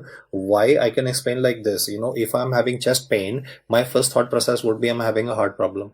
Even if you reassure me, no, your angiography is normal, your ECG is normal, I might doubt you. I might doubt your diagnostic acumen. I might say, oh, this doctor is not very qualified. He's telling me I'm having chest pain. He's saying no cardiac problem. You see, patient will have his own thought process also. So anxiety is something which can contribute to worsening of this condition. So anxiolytics have had the best role in management of this condition. And because you know that anxiolytics can be habit forming, like if you're giving clonazepam 0.25, the person will develop a habit of using it and then subsequently will also be having sedation.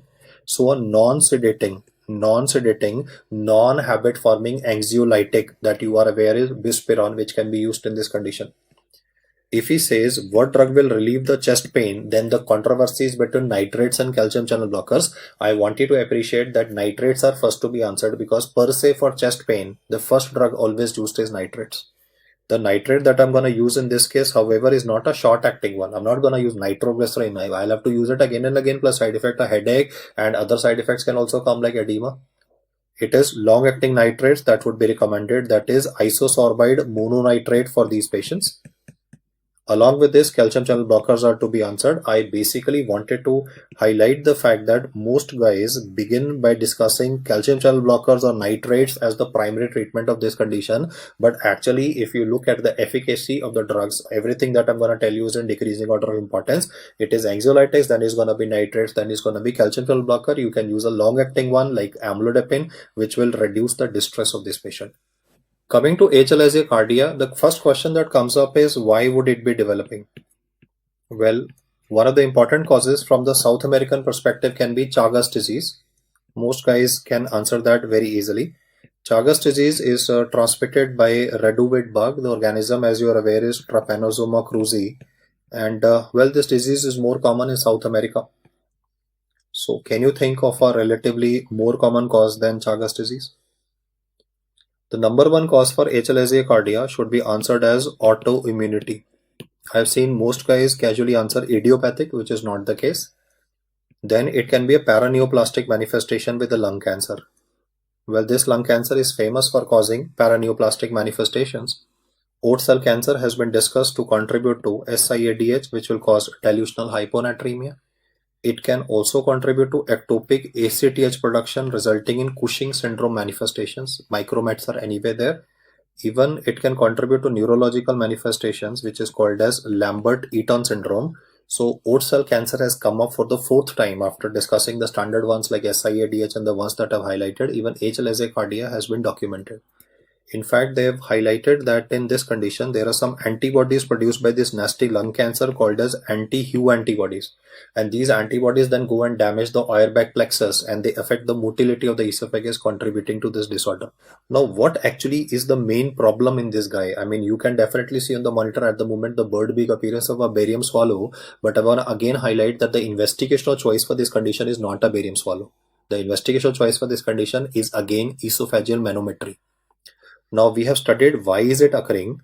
Now we will talk about the pathogenesis component of the disease, that what actually happens. Why do you have HLA-cardia? Why do you have this constriction? The first answer of yours in this motility disorder will be that this condition causes aperistalsis, that is the lower one-third of the esophagus specifically does not exhibit routine peristaltic waves. The second problem in this patient is more surprising, in fact, that there is an increase in the lower esophageal sphincter tone, and the usual query that I get from my students is, how is that possible? It's causing local damage, so it's going to cause a decrease in tone. Well, you are aware that for motility of the esophagus, we have Auerbach plexus, we have a Meinreich plexus. In this particular case, what happens is that the inhibitory control is lost. So this contributes to increase in the tone of the sphincter. The sphincter will become more difficult to open, which means the fact that when this person will eat food, the food will keep on accumulating in the esophagus. It won't go down into the stomach because the sphincter is tightly closed. Now this person will drink a full glass of water. Now the weight of the water in the food due to gravity will be more than the tone of the sphincter, and the food will then trickle down into the stomach of the patient, and once the weight reduces, well, the sphincter closes again, and therefore there would be some food and some water always left behind. I want to highlight that in you and me, whether you're drinking water, you're taking semi-solid food, whether you're taking solid food, everything goes from the esophagus directly into the stomach. Not a single drop of water remains behind. In this condition, the food will not go down because the sphincter is very tightly closed. So let's look at the clinical features that will evolve in this condition. Most of the time, autoimmune disorders are more common in young females. He will describe progressive dysphagia. The autoimmunity part keeps on worsening the disease presentation of this person. If I was talking about progressive dysphagia in a geriatric age population, first to be thought of is cancer always. Now, as I said, food is not going to go down. It would remain behind in the esophagus, so there could be rotting of food and water contributing to halitosis. There would be regurgitation of yesterday's food items. I have highlighted this for the second time today, that regurgitation of yesterday food items is a feature that you see both with Zenker diverticulum as well as with achalasia-cardia. But the difference is very well obvious on the slide before you. This time you're not going to think in terms of Zenker because we are talking about progressive dysphagia developing in a person. Lots of time he might even help you by writing dysphagia more for liquids as compared to solids. Now, why is that so is a common query from a lot of students. So I would like to explain that, you see, liquids are lighter. So the weight of the liquid may not be sufficient to open the sphincter. So he might have to drink lots and lots of water, and then it will cause the weight of the water to be substantial that the sphincter relaxes and the food goes down or the water goes down. But if you compare liquid versus solid, solid is heavier. So still the weight of solid will be more, it will be able to open the sphincter and the food will go down relatively better. So on a comparison basis, though I would like to highlight, all patients are not so intelligent enough to say this statement that I have more problems with liquids as compared to solids, but this is a useful MCQ tip which is present, and even if it is not given, you should still be able to identify the question based on the gender part, on the young age group of the patient, and because progressive dysphagia is given, so Zenker's diverticulum is off the radar. Since the food remains in the esophagus, there could even be aspiration episodes developing. I'm not talking about a huge big aspiration like Mendelssohn syndrome. I'm talking about micro aspiration that can occur when these people are sleeping. So therefore you will read about recurrent pneumonia episodes developing in these patients. This is definitely bad news because this can contribute to the mortality component in these patients also, because if it's recurrent pneumonia episodes, even bronchiectasis and serious lung disease manifestations can occur. The investigation choice for this condition should be answered as esophageal manometry, where the tone of the sphincter will be found to be more than 25 millimeter of mercury. We all have a bias towards answering barium swallow because we see a lot of images of barium swallow in the textbooks, and even surgeons love to show a lot of such images, which are very classical ones from standard textbooks. So this bias can come.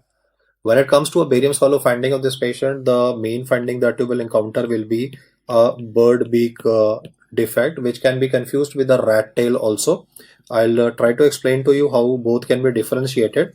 Do remember the fact that bird beak versus pencil tip, they both imply the same.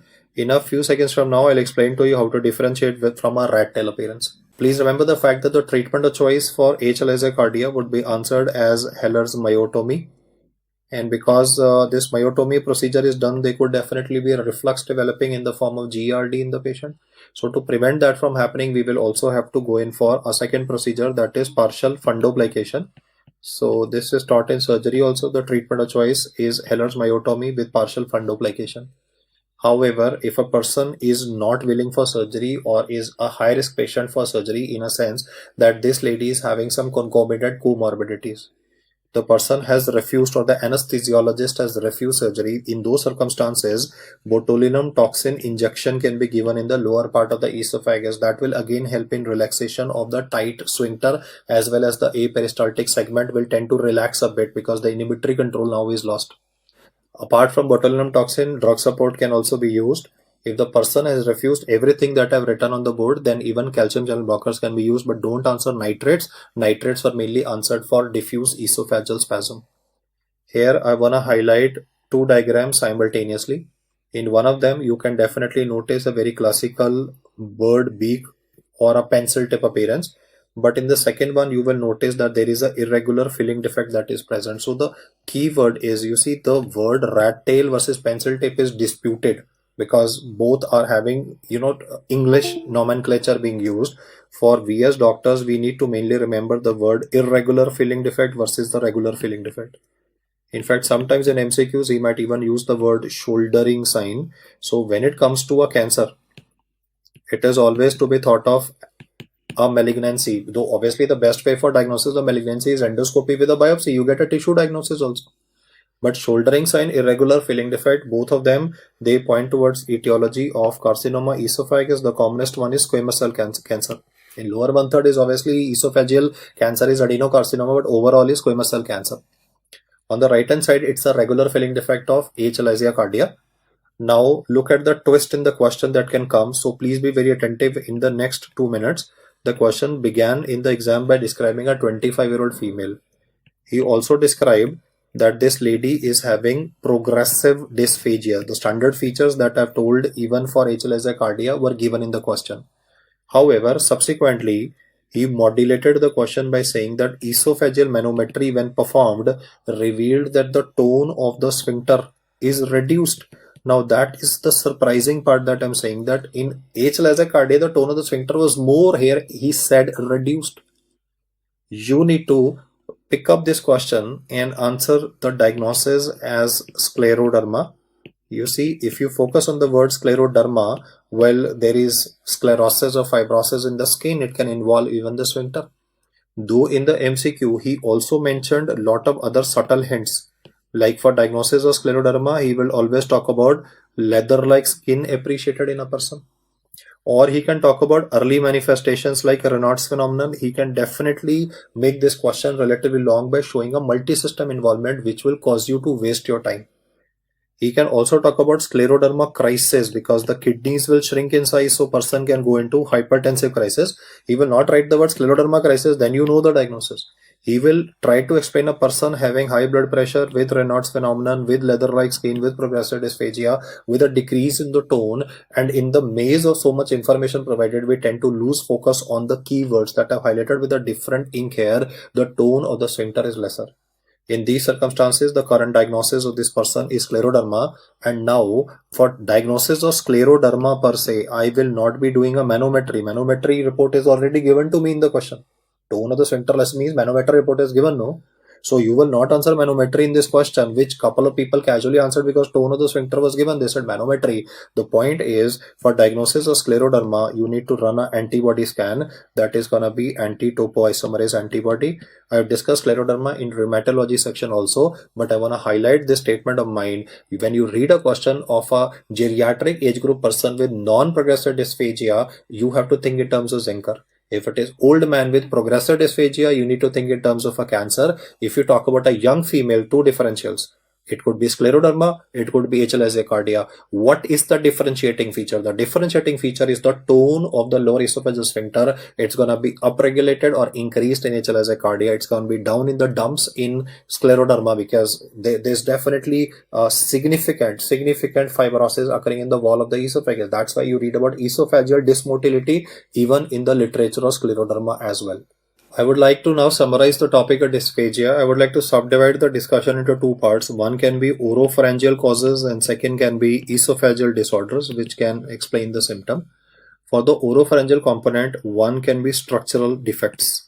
One of the common structural aspects that I've highlighted is Zenker diverticulum, which was having non-progressive dysphagia. But you also need to keep in your mind regarding neoplasm, which will be having a progressive manifestation. Apart from this, another structural cause which I am mentioning right now is a upper esophageal web. In fact, you guessed it right, I'm talking about Plummer-Vinson syndrome. In majority of MCQs of Plummer-Vinson syndrome, the term upper esophageal web may not be written and he will write the word post-cricoid dysphagia. Along with this, iron deficiency anemia and chylioonychia would be describing the triad. I can also raise a controversy here, which is that in some books the triad of Plummer-Vinson syndrome rather incorporates the term glossitis, whereas I have not spoken about it. I want to highlight that in major gastroenterology books and even in Harrison is mainly mentioned about these three. The glossitis component is not mentioned in Harrison, so I would like to take that as a reference for Plummer-Vinson, formerly called as Patterson-Kelly syndrome. Now, not only structural, there can be neurogenic causes also. Neurogenic causes of oropharyngeal dysphagia, where the person will say that the food sticks in the throat, not in the chest, but in the throat, could be due to cerebrovascular accident. And I can then talk about a disease of the neuromuscular junction. I'm writing the word myopathic because muscles are not working properly, but it's actually a disease of neuromuscular junction, that is myasthenia gravis. And even in Lambert-Eaton syndrome, in some cases, dysphagia can be described. So we definitely need to avoid that bias that only the specific esophageal disorders that we have discussed are the ones which are responsible. In fact, oropharyngeal always have to be ruled out first before we start thinking in terms of what we have discussed as standard esophageal disorders contributing to development of dysphagia. Here I also want to highlight a condition where a person is told not to eat non-veg. You will tell this guy, sir, veg you can eat, even if you want to eat chicken or meat or non-vegetarian items, they should be minced properly. Can you think of a medical condition related to esophagus lower one-third where you have specifically told your patient not to eat non-vegetarian food? I'm very sure all of you in surgery have read regarding Schatzki's ring. Please remember, upper esophageal web I was speaking about, that's upper esophagus, but Schatzki's ring is found in the lower one-third of the esophagus. The highlight of this condition is meat impaction. Do remember the fact that Schatzki's ring is not a pre-malignant condition, it's just a malformation that will contribute to dysphagia in the patient. In fact, due to meat impaction, these people can even develop aphasia and then a possible esophageal perforation as well. That's an important cause which is to be remembered from the exam perspective, though there are many others that I've highlighted before you, but these are additional aspects that I have tried to highlight. I've talked about the triad of Plummer-Vinson, I've talked about meat impaction, which are two important issues. You see, actually there's a table in Harrison where all these causes are explained, but instead of trying to just mark it on the table like tick mark, these are the causes, I've tried to highlight the important ones. Like if I just zoom into the table, you can see one of the structural issues that he has always talked about is Zenker diverticulum and a neoplasm. And when it comes to a neurogenic cause, one of the important cause to be considered is cerebrovascular accident, though even Parkinsonism and amyotrophic lateral sclerosis can be having issues with feeding, and the topics are definitely covered in neurology. So I want to highlight the fact that do not be under impression that all questions that will come to you will be of esophageal dysphagia, because when you read the word dysphagia, the impression is about the diseases that we have studied. I want you to have a broader whole perspective. Like for example, if a question begins by a young female and he says that this lady is having difficulty in eating his breakfast, or let me say this lady is able to finish her meal over a long duration. She eats very slowly, and if she tries to gulp milk fast, she literally chokes on it. The disease that you're thinking here is a disease related to the voluntary aspect of swallowing. You see, the tongue has become slow. Person is not able to gulp milk, or it takes her long to finish the food. She is first one on the dining table, last to get off it. I'm talking about myasthenia gravis. In myasthenia gravis, because myasthenia gravis is not a disease of the smooth muscles, myasthenia gravis is a disease of the skeletal muscles, so it is the voluntary component of swallowing that will be affected there.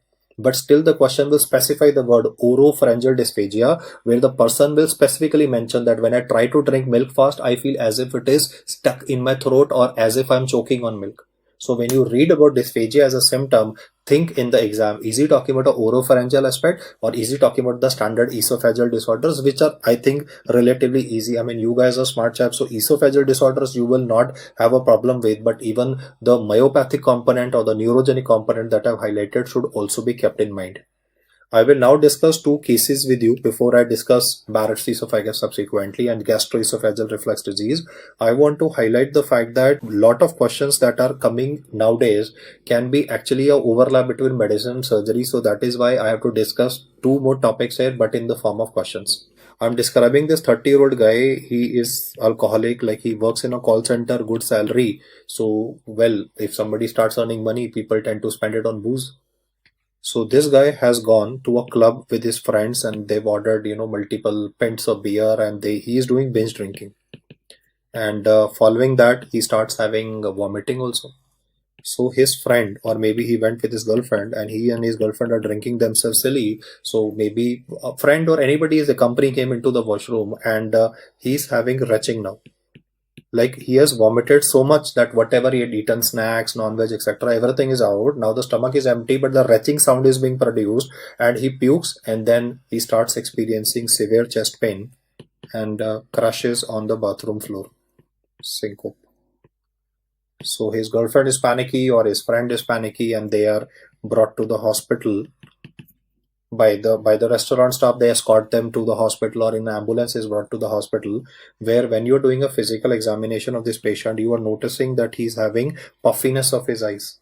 This puffiness of the eyes is because he's having subcutaneous emphysema, or he might say crepitus below the skin. You see, when I say this statement, you are very comfortable with the fact that I'm not discussing malarious, because in malarious there was no subcutaneous emphysema. The question will waste your time with the vitals also. It would be like a heart rate of 120 per minute. It could be a blood pressure value which is on the lower side, let me say only 90 by 60 millimeter of mercury. Why? Because this guy is having pneumomediastinum, and because of this pneumomediastinum component, the air would press on the great veins like SVC, IVC, so the venous return on the heart can definitely be compromised. Well, at this point of time, I want to highlight regarding the following aspects. This guy is puking, vomiting, there's chest pain in this guy, there's a subcutaneous emphysema. So I'm talking about macular striae in this condition, which will help you in making the final diagnosis. In fact, sometimes it could be a two-step question. He knows the fact that you are definitely smart enough to answer Boyraf syndrome right away. The moment you read these features, he will ask you how would you work it up. I want to highlight the fact that Boyer's esophagus would be a tear. It would be a through and through rupture of the esophagus, causing spilling of the contents of the esophagus into the mediastinum. Why was he having a chest pain? The reason for chest pain in this guy, the reason for chest pain in this patient is chemical mediastinitis.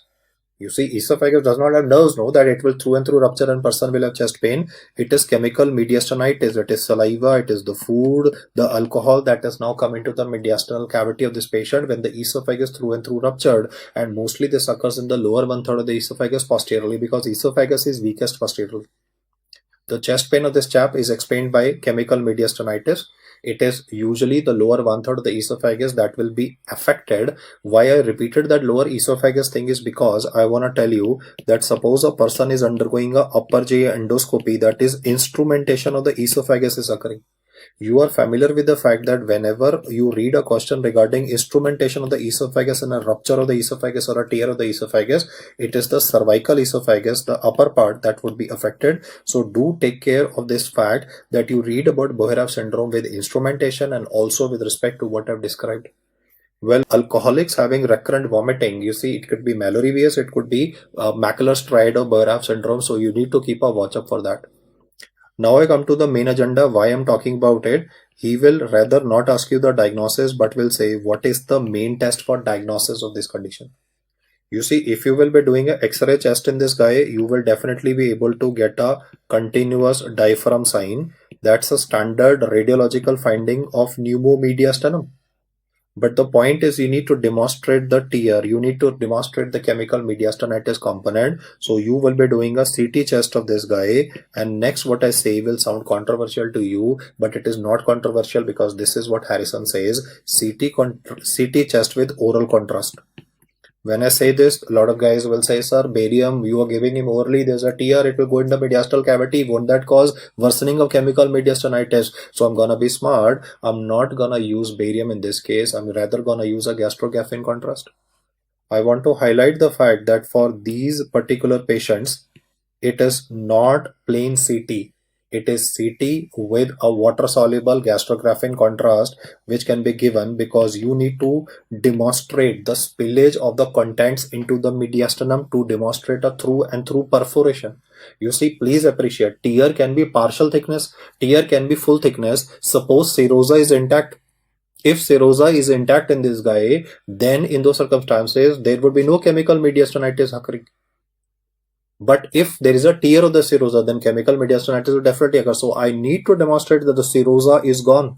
And now the contents are spilled over into the mediastinal cavity. So a CT with oral contrast followed by obviously a surgical repair of this patient will be done. And concomitant, even a pneumomediastinum can be present in this patient. Continuous diaphragm sign per se will be air above the level of the diaphragm. You see, gas below the diaphragm is a feature that you see with perforation peritonitis, but in this case, the gas will be seen around the heart of this person. On an X-ray, I can highlight like this. If these are the lungs, this is the heart, right? So you would be able to see, I'm showing air in black, air just below the heart. That's why we call it continuous diaphragm, no? Because the diaphragm looks contiguous. So most of the time, the air shadow is seen in and around the heart. And why I'm highlighting that is because you see this air is atmospheric air, no? So it will put pressure on the great veins. Therefore, the filling of blood in the right side of the heart is compromised. The venous return definitely takes a hit in this case. The slide that I've discussed here is Boerhaave syndrome, has an overlap with surgery. So I would request you to kindly go through that also. And let's do one more case here so that we are more comfortable with the discussion. I'm today describing a case of a 30-year-old lady who came to my clinic because she was having excruciating epigastric pain. So on listening to epigastric pain, I prescribed her a PPI, but the pain was so bad that she was like squeezing her epigastric area with her hands and she was literally in tears. So I thought, okay, I told my nurse, give her IV pantoprazole. I thought after half an hour to 1 hour, pantoprazole will take its effect. This lady will feel fine.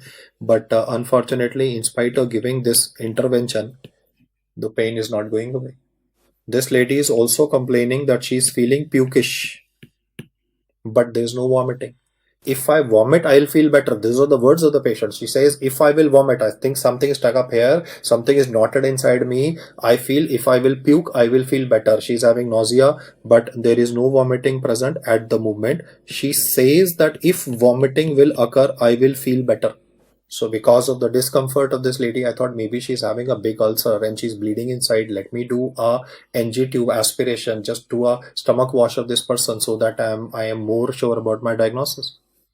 I have decided to put an NG tube in this patient. She's cooperative.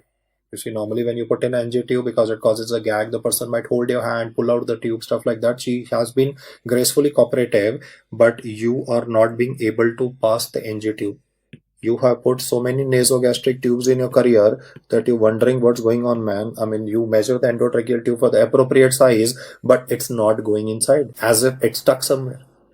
Well, I'm not discussing a stricture of the esophagus, guys, because stricture is something that you see with some kind of a corrosive acid ingestion in the past. Like in this lady, there's no history of any suicidal attempts in the past. Her mental health is good, so she's never attempted anything wrong with respect to harming herself. She's just come to you today, working professional, successful in a career, maybe a mother of one child, happily married, and today she's having so much of epigastric pain, and you are not able to pass a NG tube. Well, what is your diagnosis? The hint is that the triad that I have described here before you is called as Borchards triad. In Borchards triad, there will be three things. There will be epigastric pain, there's nausea minus vomiting, and failure to pass NG tube. Yes, guys, the clinical diagnosis of this lady would be given as stomach volvulus. Again, a topic that will be having a surgical overlap, but I want you to be aware of the fact that lots of time patients, when they come to you, they'll put their hand like this might be retrosternal pain slash epigastric pain. That would be the description in the question, but then the key word in this description is this one: failure to pass NG tube. You don't read this anywhere else in medical literature. Failure to pass NG tube is what you always read only with the stomach volvulus. You are aware of the fact that the stomach volvulus can either be occurring like this from bottom upwards. Inferiorly is the mesentery. So he will use the word mesenterico-axial volvulus, or it might occur like this from the lateral to the medial side. That would be referred to as organoaxial volvulus. So whenever you read regarding the two types of the volvulus, the examiner will definitely try to incorporate which is relatively more common. So I think you know from surgery that organoaxial volvulus is relatively more common than mesenterico-axial volvulus. What will you do in this case for diagnosis, the investigation of choice? Management will obviously be surgery. You'll have to open up the patient, get the stomach back into a normal situation. Otherwise, this chap has had it. I mean, there's a distinct possibility that in this individual, they might be even gangrene in the stomach because the stomach is folded on its own axis. The investigational choice for this condition can either be a barium study, but to make a person so sick drink barium and then take an x-ray will be a little more difficult. So most of the time we'll be more comfortable diagnosing this condition with the CT abdomen. Yes, we will try to make the person take oral contrast. You see, if the person has lost consciousness, you can't give oral contrast, you just do a plain CT abdomen. But in this case, at least the person has borne all this pain, because sometimes the pain can be so bad that person can develop vasovagal syncope. Person may not be properly responding to your commands. So making a person sick enough, not being able to respond to your commands, drink something is a little dicey. In this particular case, though, ideally I should go for CT abdomen with oral contrast. The contrast will not go forwards. In some books, it is written that barium contrast studies can be done in these patients. They just use this word. Now, I think you would agree to the fact that lots of time in radiology units, barium contrast studies may not be available. A person skilled enough to interpret that may not be available at the later part of the day. So, CT abdomen with oral contrast is a reasonable way, following which you can definitely handle this patient. As I have highlighted before you, failure to pass NG tube is a very classical terminology that you need to remember for Bouchard's triad. They've also asked that when you're putting an NG tube in a person, the patient should be sitting or supine. You see, if a person is unconscious, comatose, you can put NG tube in supine position also, but in a routine conscious person, you should always try to put the NG tube in a sitting position with neck partially flexed. The reason why the neck is partially flexed is primarily to prevent any chances of the tube accidentally going into the airway, or if God forbid he pukes, then the chances of the vomiters going into the airway will be relatively minimized. In fact, when you're putting in the NG tube, the moment it goes into the throat, the gag reflex comes in. So you can give a glass of water to the patient with a straw, and the moment he will feel the gag, you have to tell him, don't hold my hand when I'm pushing in the tube, don't try to pull the tube out. If you feel as if you are having a gag, all you need to do is you will have to drink water from the straw. So when you will drink water from the straw, two things will happen. One, water will help in lubrication, so the tube will be facilitated in going down, plus the peristaltic waves themselves will help in carrying the tube down. So most of the time when you are putting an NG tube in your patient, the patient should be sitting up, glass of water in his hand with a straw. When he feels the gag, ask him to just sip water and the tube goes into the stomach. Once the tube is right at its original position in the stomach, you will obviously use a 20 ml syringe, 50 ml syringe, and you need to push air and auscultate over the epigastrium to be sure that the tube is at the right place. All of you have put NG tube so many times in your patients that there will absolutely be no problems, but the only scenarios where the tube is not going to go is either going to be a nasty stricture, which is unlikely to come, because as such, you see, if person is already having a stricture, that person will seek medical intervention. We'll do an endoscopy, will deploy balloon dilatation, would have been tried in the person. So past medical history will always be given if he wants an answer as a stricture. But in this case, I described a working professional, a young female, absolutely no problems with her health previously. And now she's had this situation that she's rolling in the bed with epigastric pain, and I'm wondering, am I having a peptic ulcer perforation? But there's no guarding, there's no rigidity. So this could be a question which could be 3-liner, 4-liner, depending on if he starts incorporating features which will be ruling out peritonitis. It will obviously become a long question. Currently, the pattern is like this. They are overlapping and integrating the subjects. So that is why these aspects I have highlighted, though you have read them in surgery as well.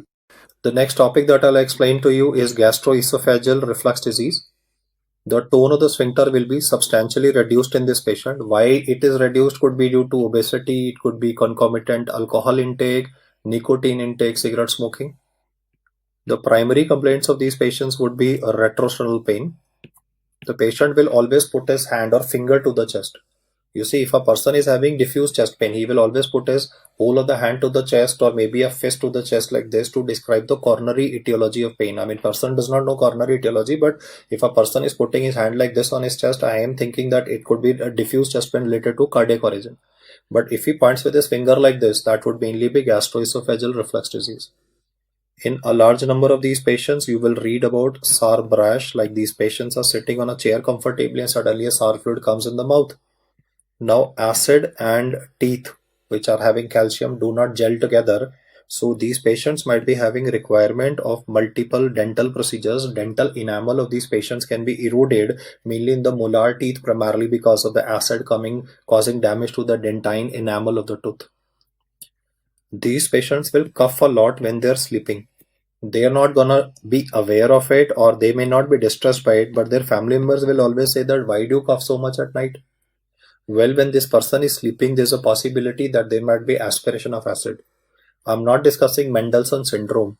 All I'm saying is maybe few drops of acid, few microliters of acid went up from the esophagus into the trachea when this person was sleeping. So chemical tracheitis will contribute to nocturnal cough in these patients.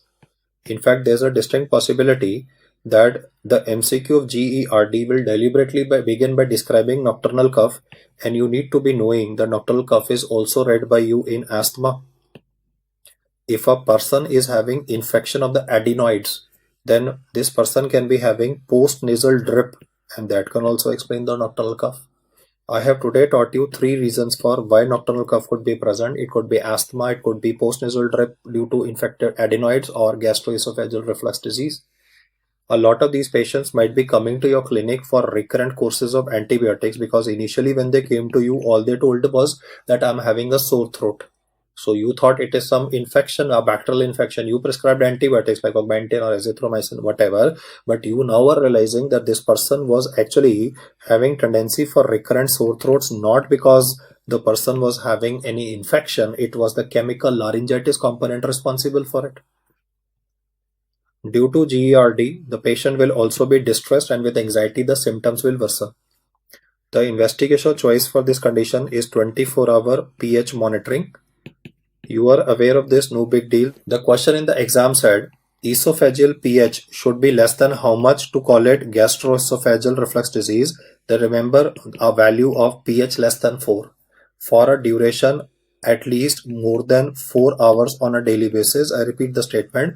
If you document by 24-hour pH monitoring that the pH is less than 4 for more than 4 hours per day, it is diagnostic of gastroesophageal reflux disease. The main treatment for this person will be proton pump inhibitors, and you can obviously have improvement in the condition by adding prokinetic agents. In 24-hour pH monitoring, you would be putting in a probe. This probe will be having sensors. The sensors will be recording the pH of the esophagus and the pH of the stomach. In the exam, he was so specific that he even went to the level of asking that this sensor will be present how many centimeter away from the lower esophageal sphincter. I want you to remember that the sensor of the esophagus and the sensor in the stomach both are present 5 centimeter away from the lower esophageal sphincter. You can see the LES have shown in blue color and the sensors in color red. So just remember this value here, which was again a technical aspect that was asked, and usually we do not expect such detailed technical aspects to be asked in the exam. For the treatment of this condition, as I've said, plain PPI can definitely be used, but you will notice that if you combine pantoprazole with domperidone or with prokinetic agents, then the relief of the person is relatively better. Because see, the problem in this chap is lots of time not more acid, it is actually acid going up. So if you give a prokinetic agent, then the incidence of severity of illness will resolve even faster. The main drug of choice is PPI, no issues with this. I just said that if you will add etopride, cisapride has been banned from the market. I presume you're aware of it because cisapride causes torsades de pointes that I've discussed in cardiology. So nowadays we do not have cisapride, we have etopride, we have muzapride available, or the traditional domperidone can be used as a 30 milligram sustained release capsule that will help in improvement of this patient. If GRD symptoms are persistent in a patient, then we also need to keep in mind a possibility of hiatus hernia.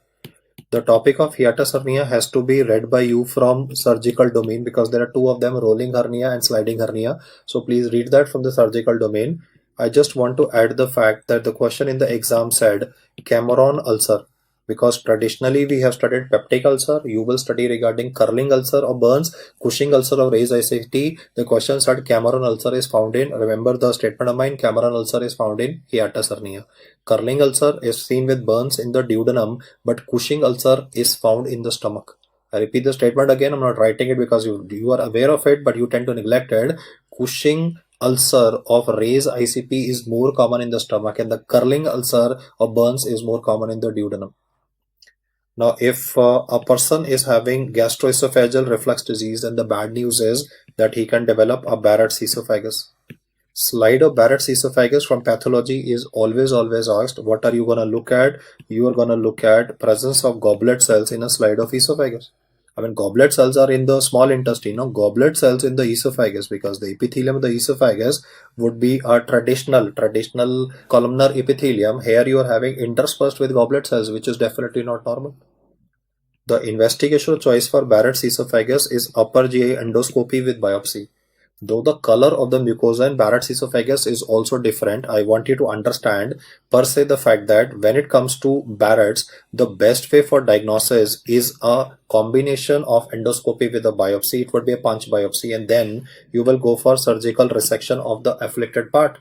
He will also ask you here that if you are going to resect some part of the esophagus, then what are you going to do for that component? So please appreciate the fact that if you remove some part of the esophagus, we are not going to put colon there, which was done when I was a student. We used to read about colon transposition. Now we go in for stomach mobilization. The surgical details you will obviously be familiar with and will read in surgery also, but I just want to highlight the fact that this condition is having a metaplasia followed by dysplasia. Please remember the fact that if the question says what is the most common type of metaplasia, please appreciate that I'm talking generally. I'm not speaking about what is the change that is occurring in Barrett's esophagus. That I know you are aware of, squamous to columnar.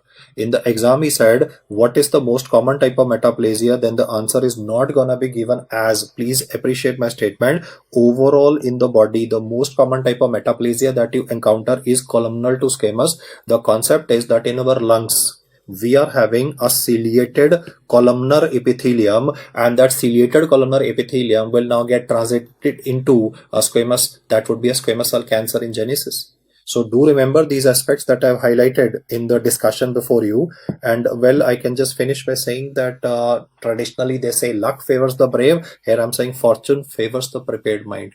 For you guys, as I've highlighted, I'm gonna repeat again, guys, knowledge is power, and if you have mental strength, you can definitely overcome all kinds of odds. You will be able to handle your patients better, you will be able to handle your finances better, you will be able to handle your relationships relatively better. So if you are gonna just focus on your career at the moment, because multiple things can't work together. If you just focus on your career at the moment, make every day count, let whatever the government wants to do, let the government do. You just focus on your books and your study, and once you get out of college, if you have a stable career, then everything else will fall into place. But if it's social media that's predominating, as I always highlight, internet darkness is to be practiced, guys. Just sacrifice a few more months and let me say a year more of your career into studies, and I'm very sure that you'll come out with brilliant results and brilliant careers ahead. You guys are bright chaps. You are not even aware of how qualified you guys are. Indian people and Indian population, Indian politicians don't realize your worth, but I'm very sure that if you are gonna put in your best efforts, you're gonna come up with great results. Thank you so much for hearing me out.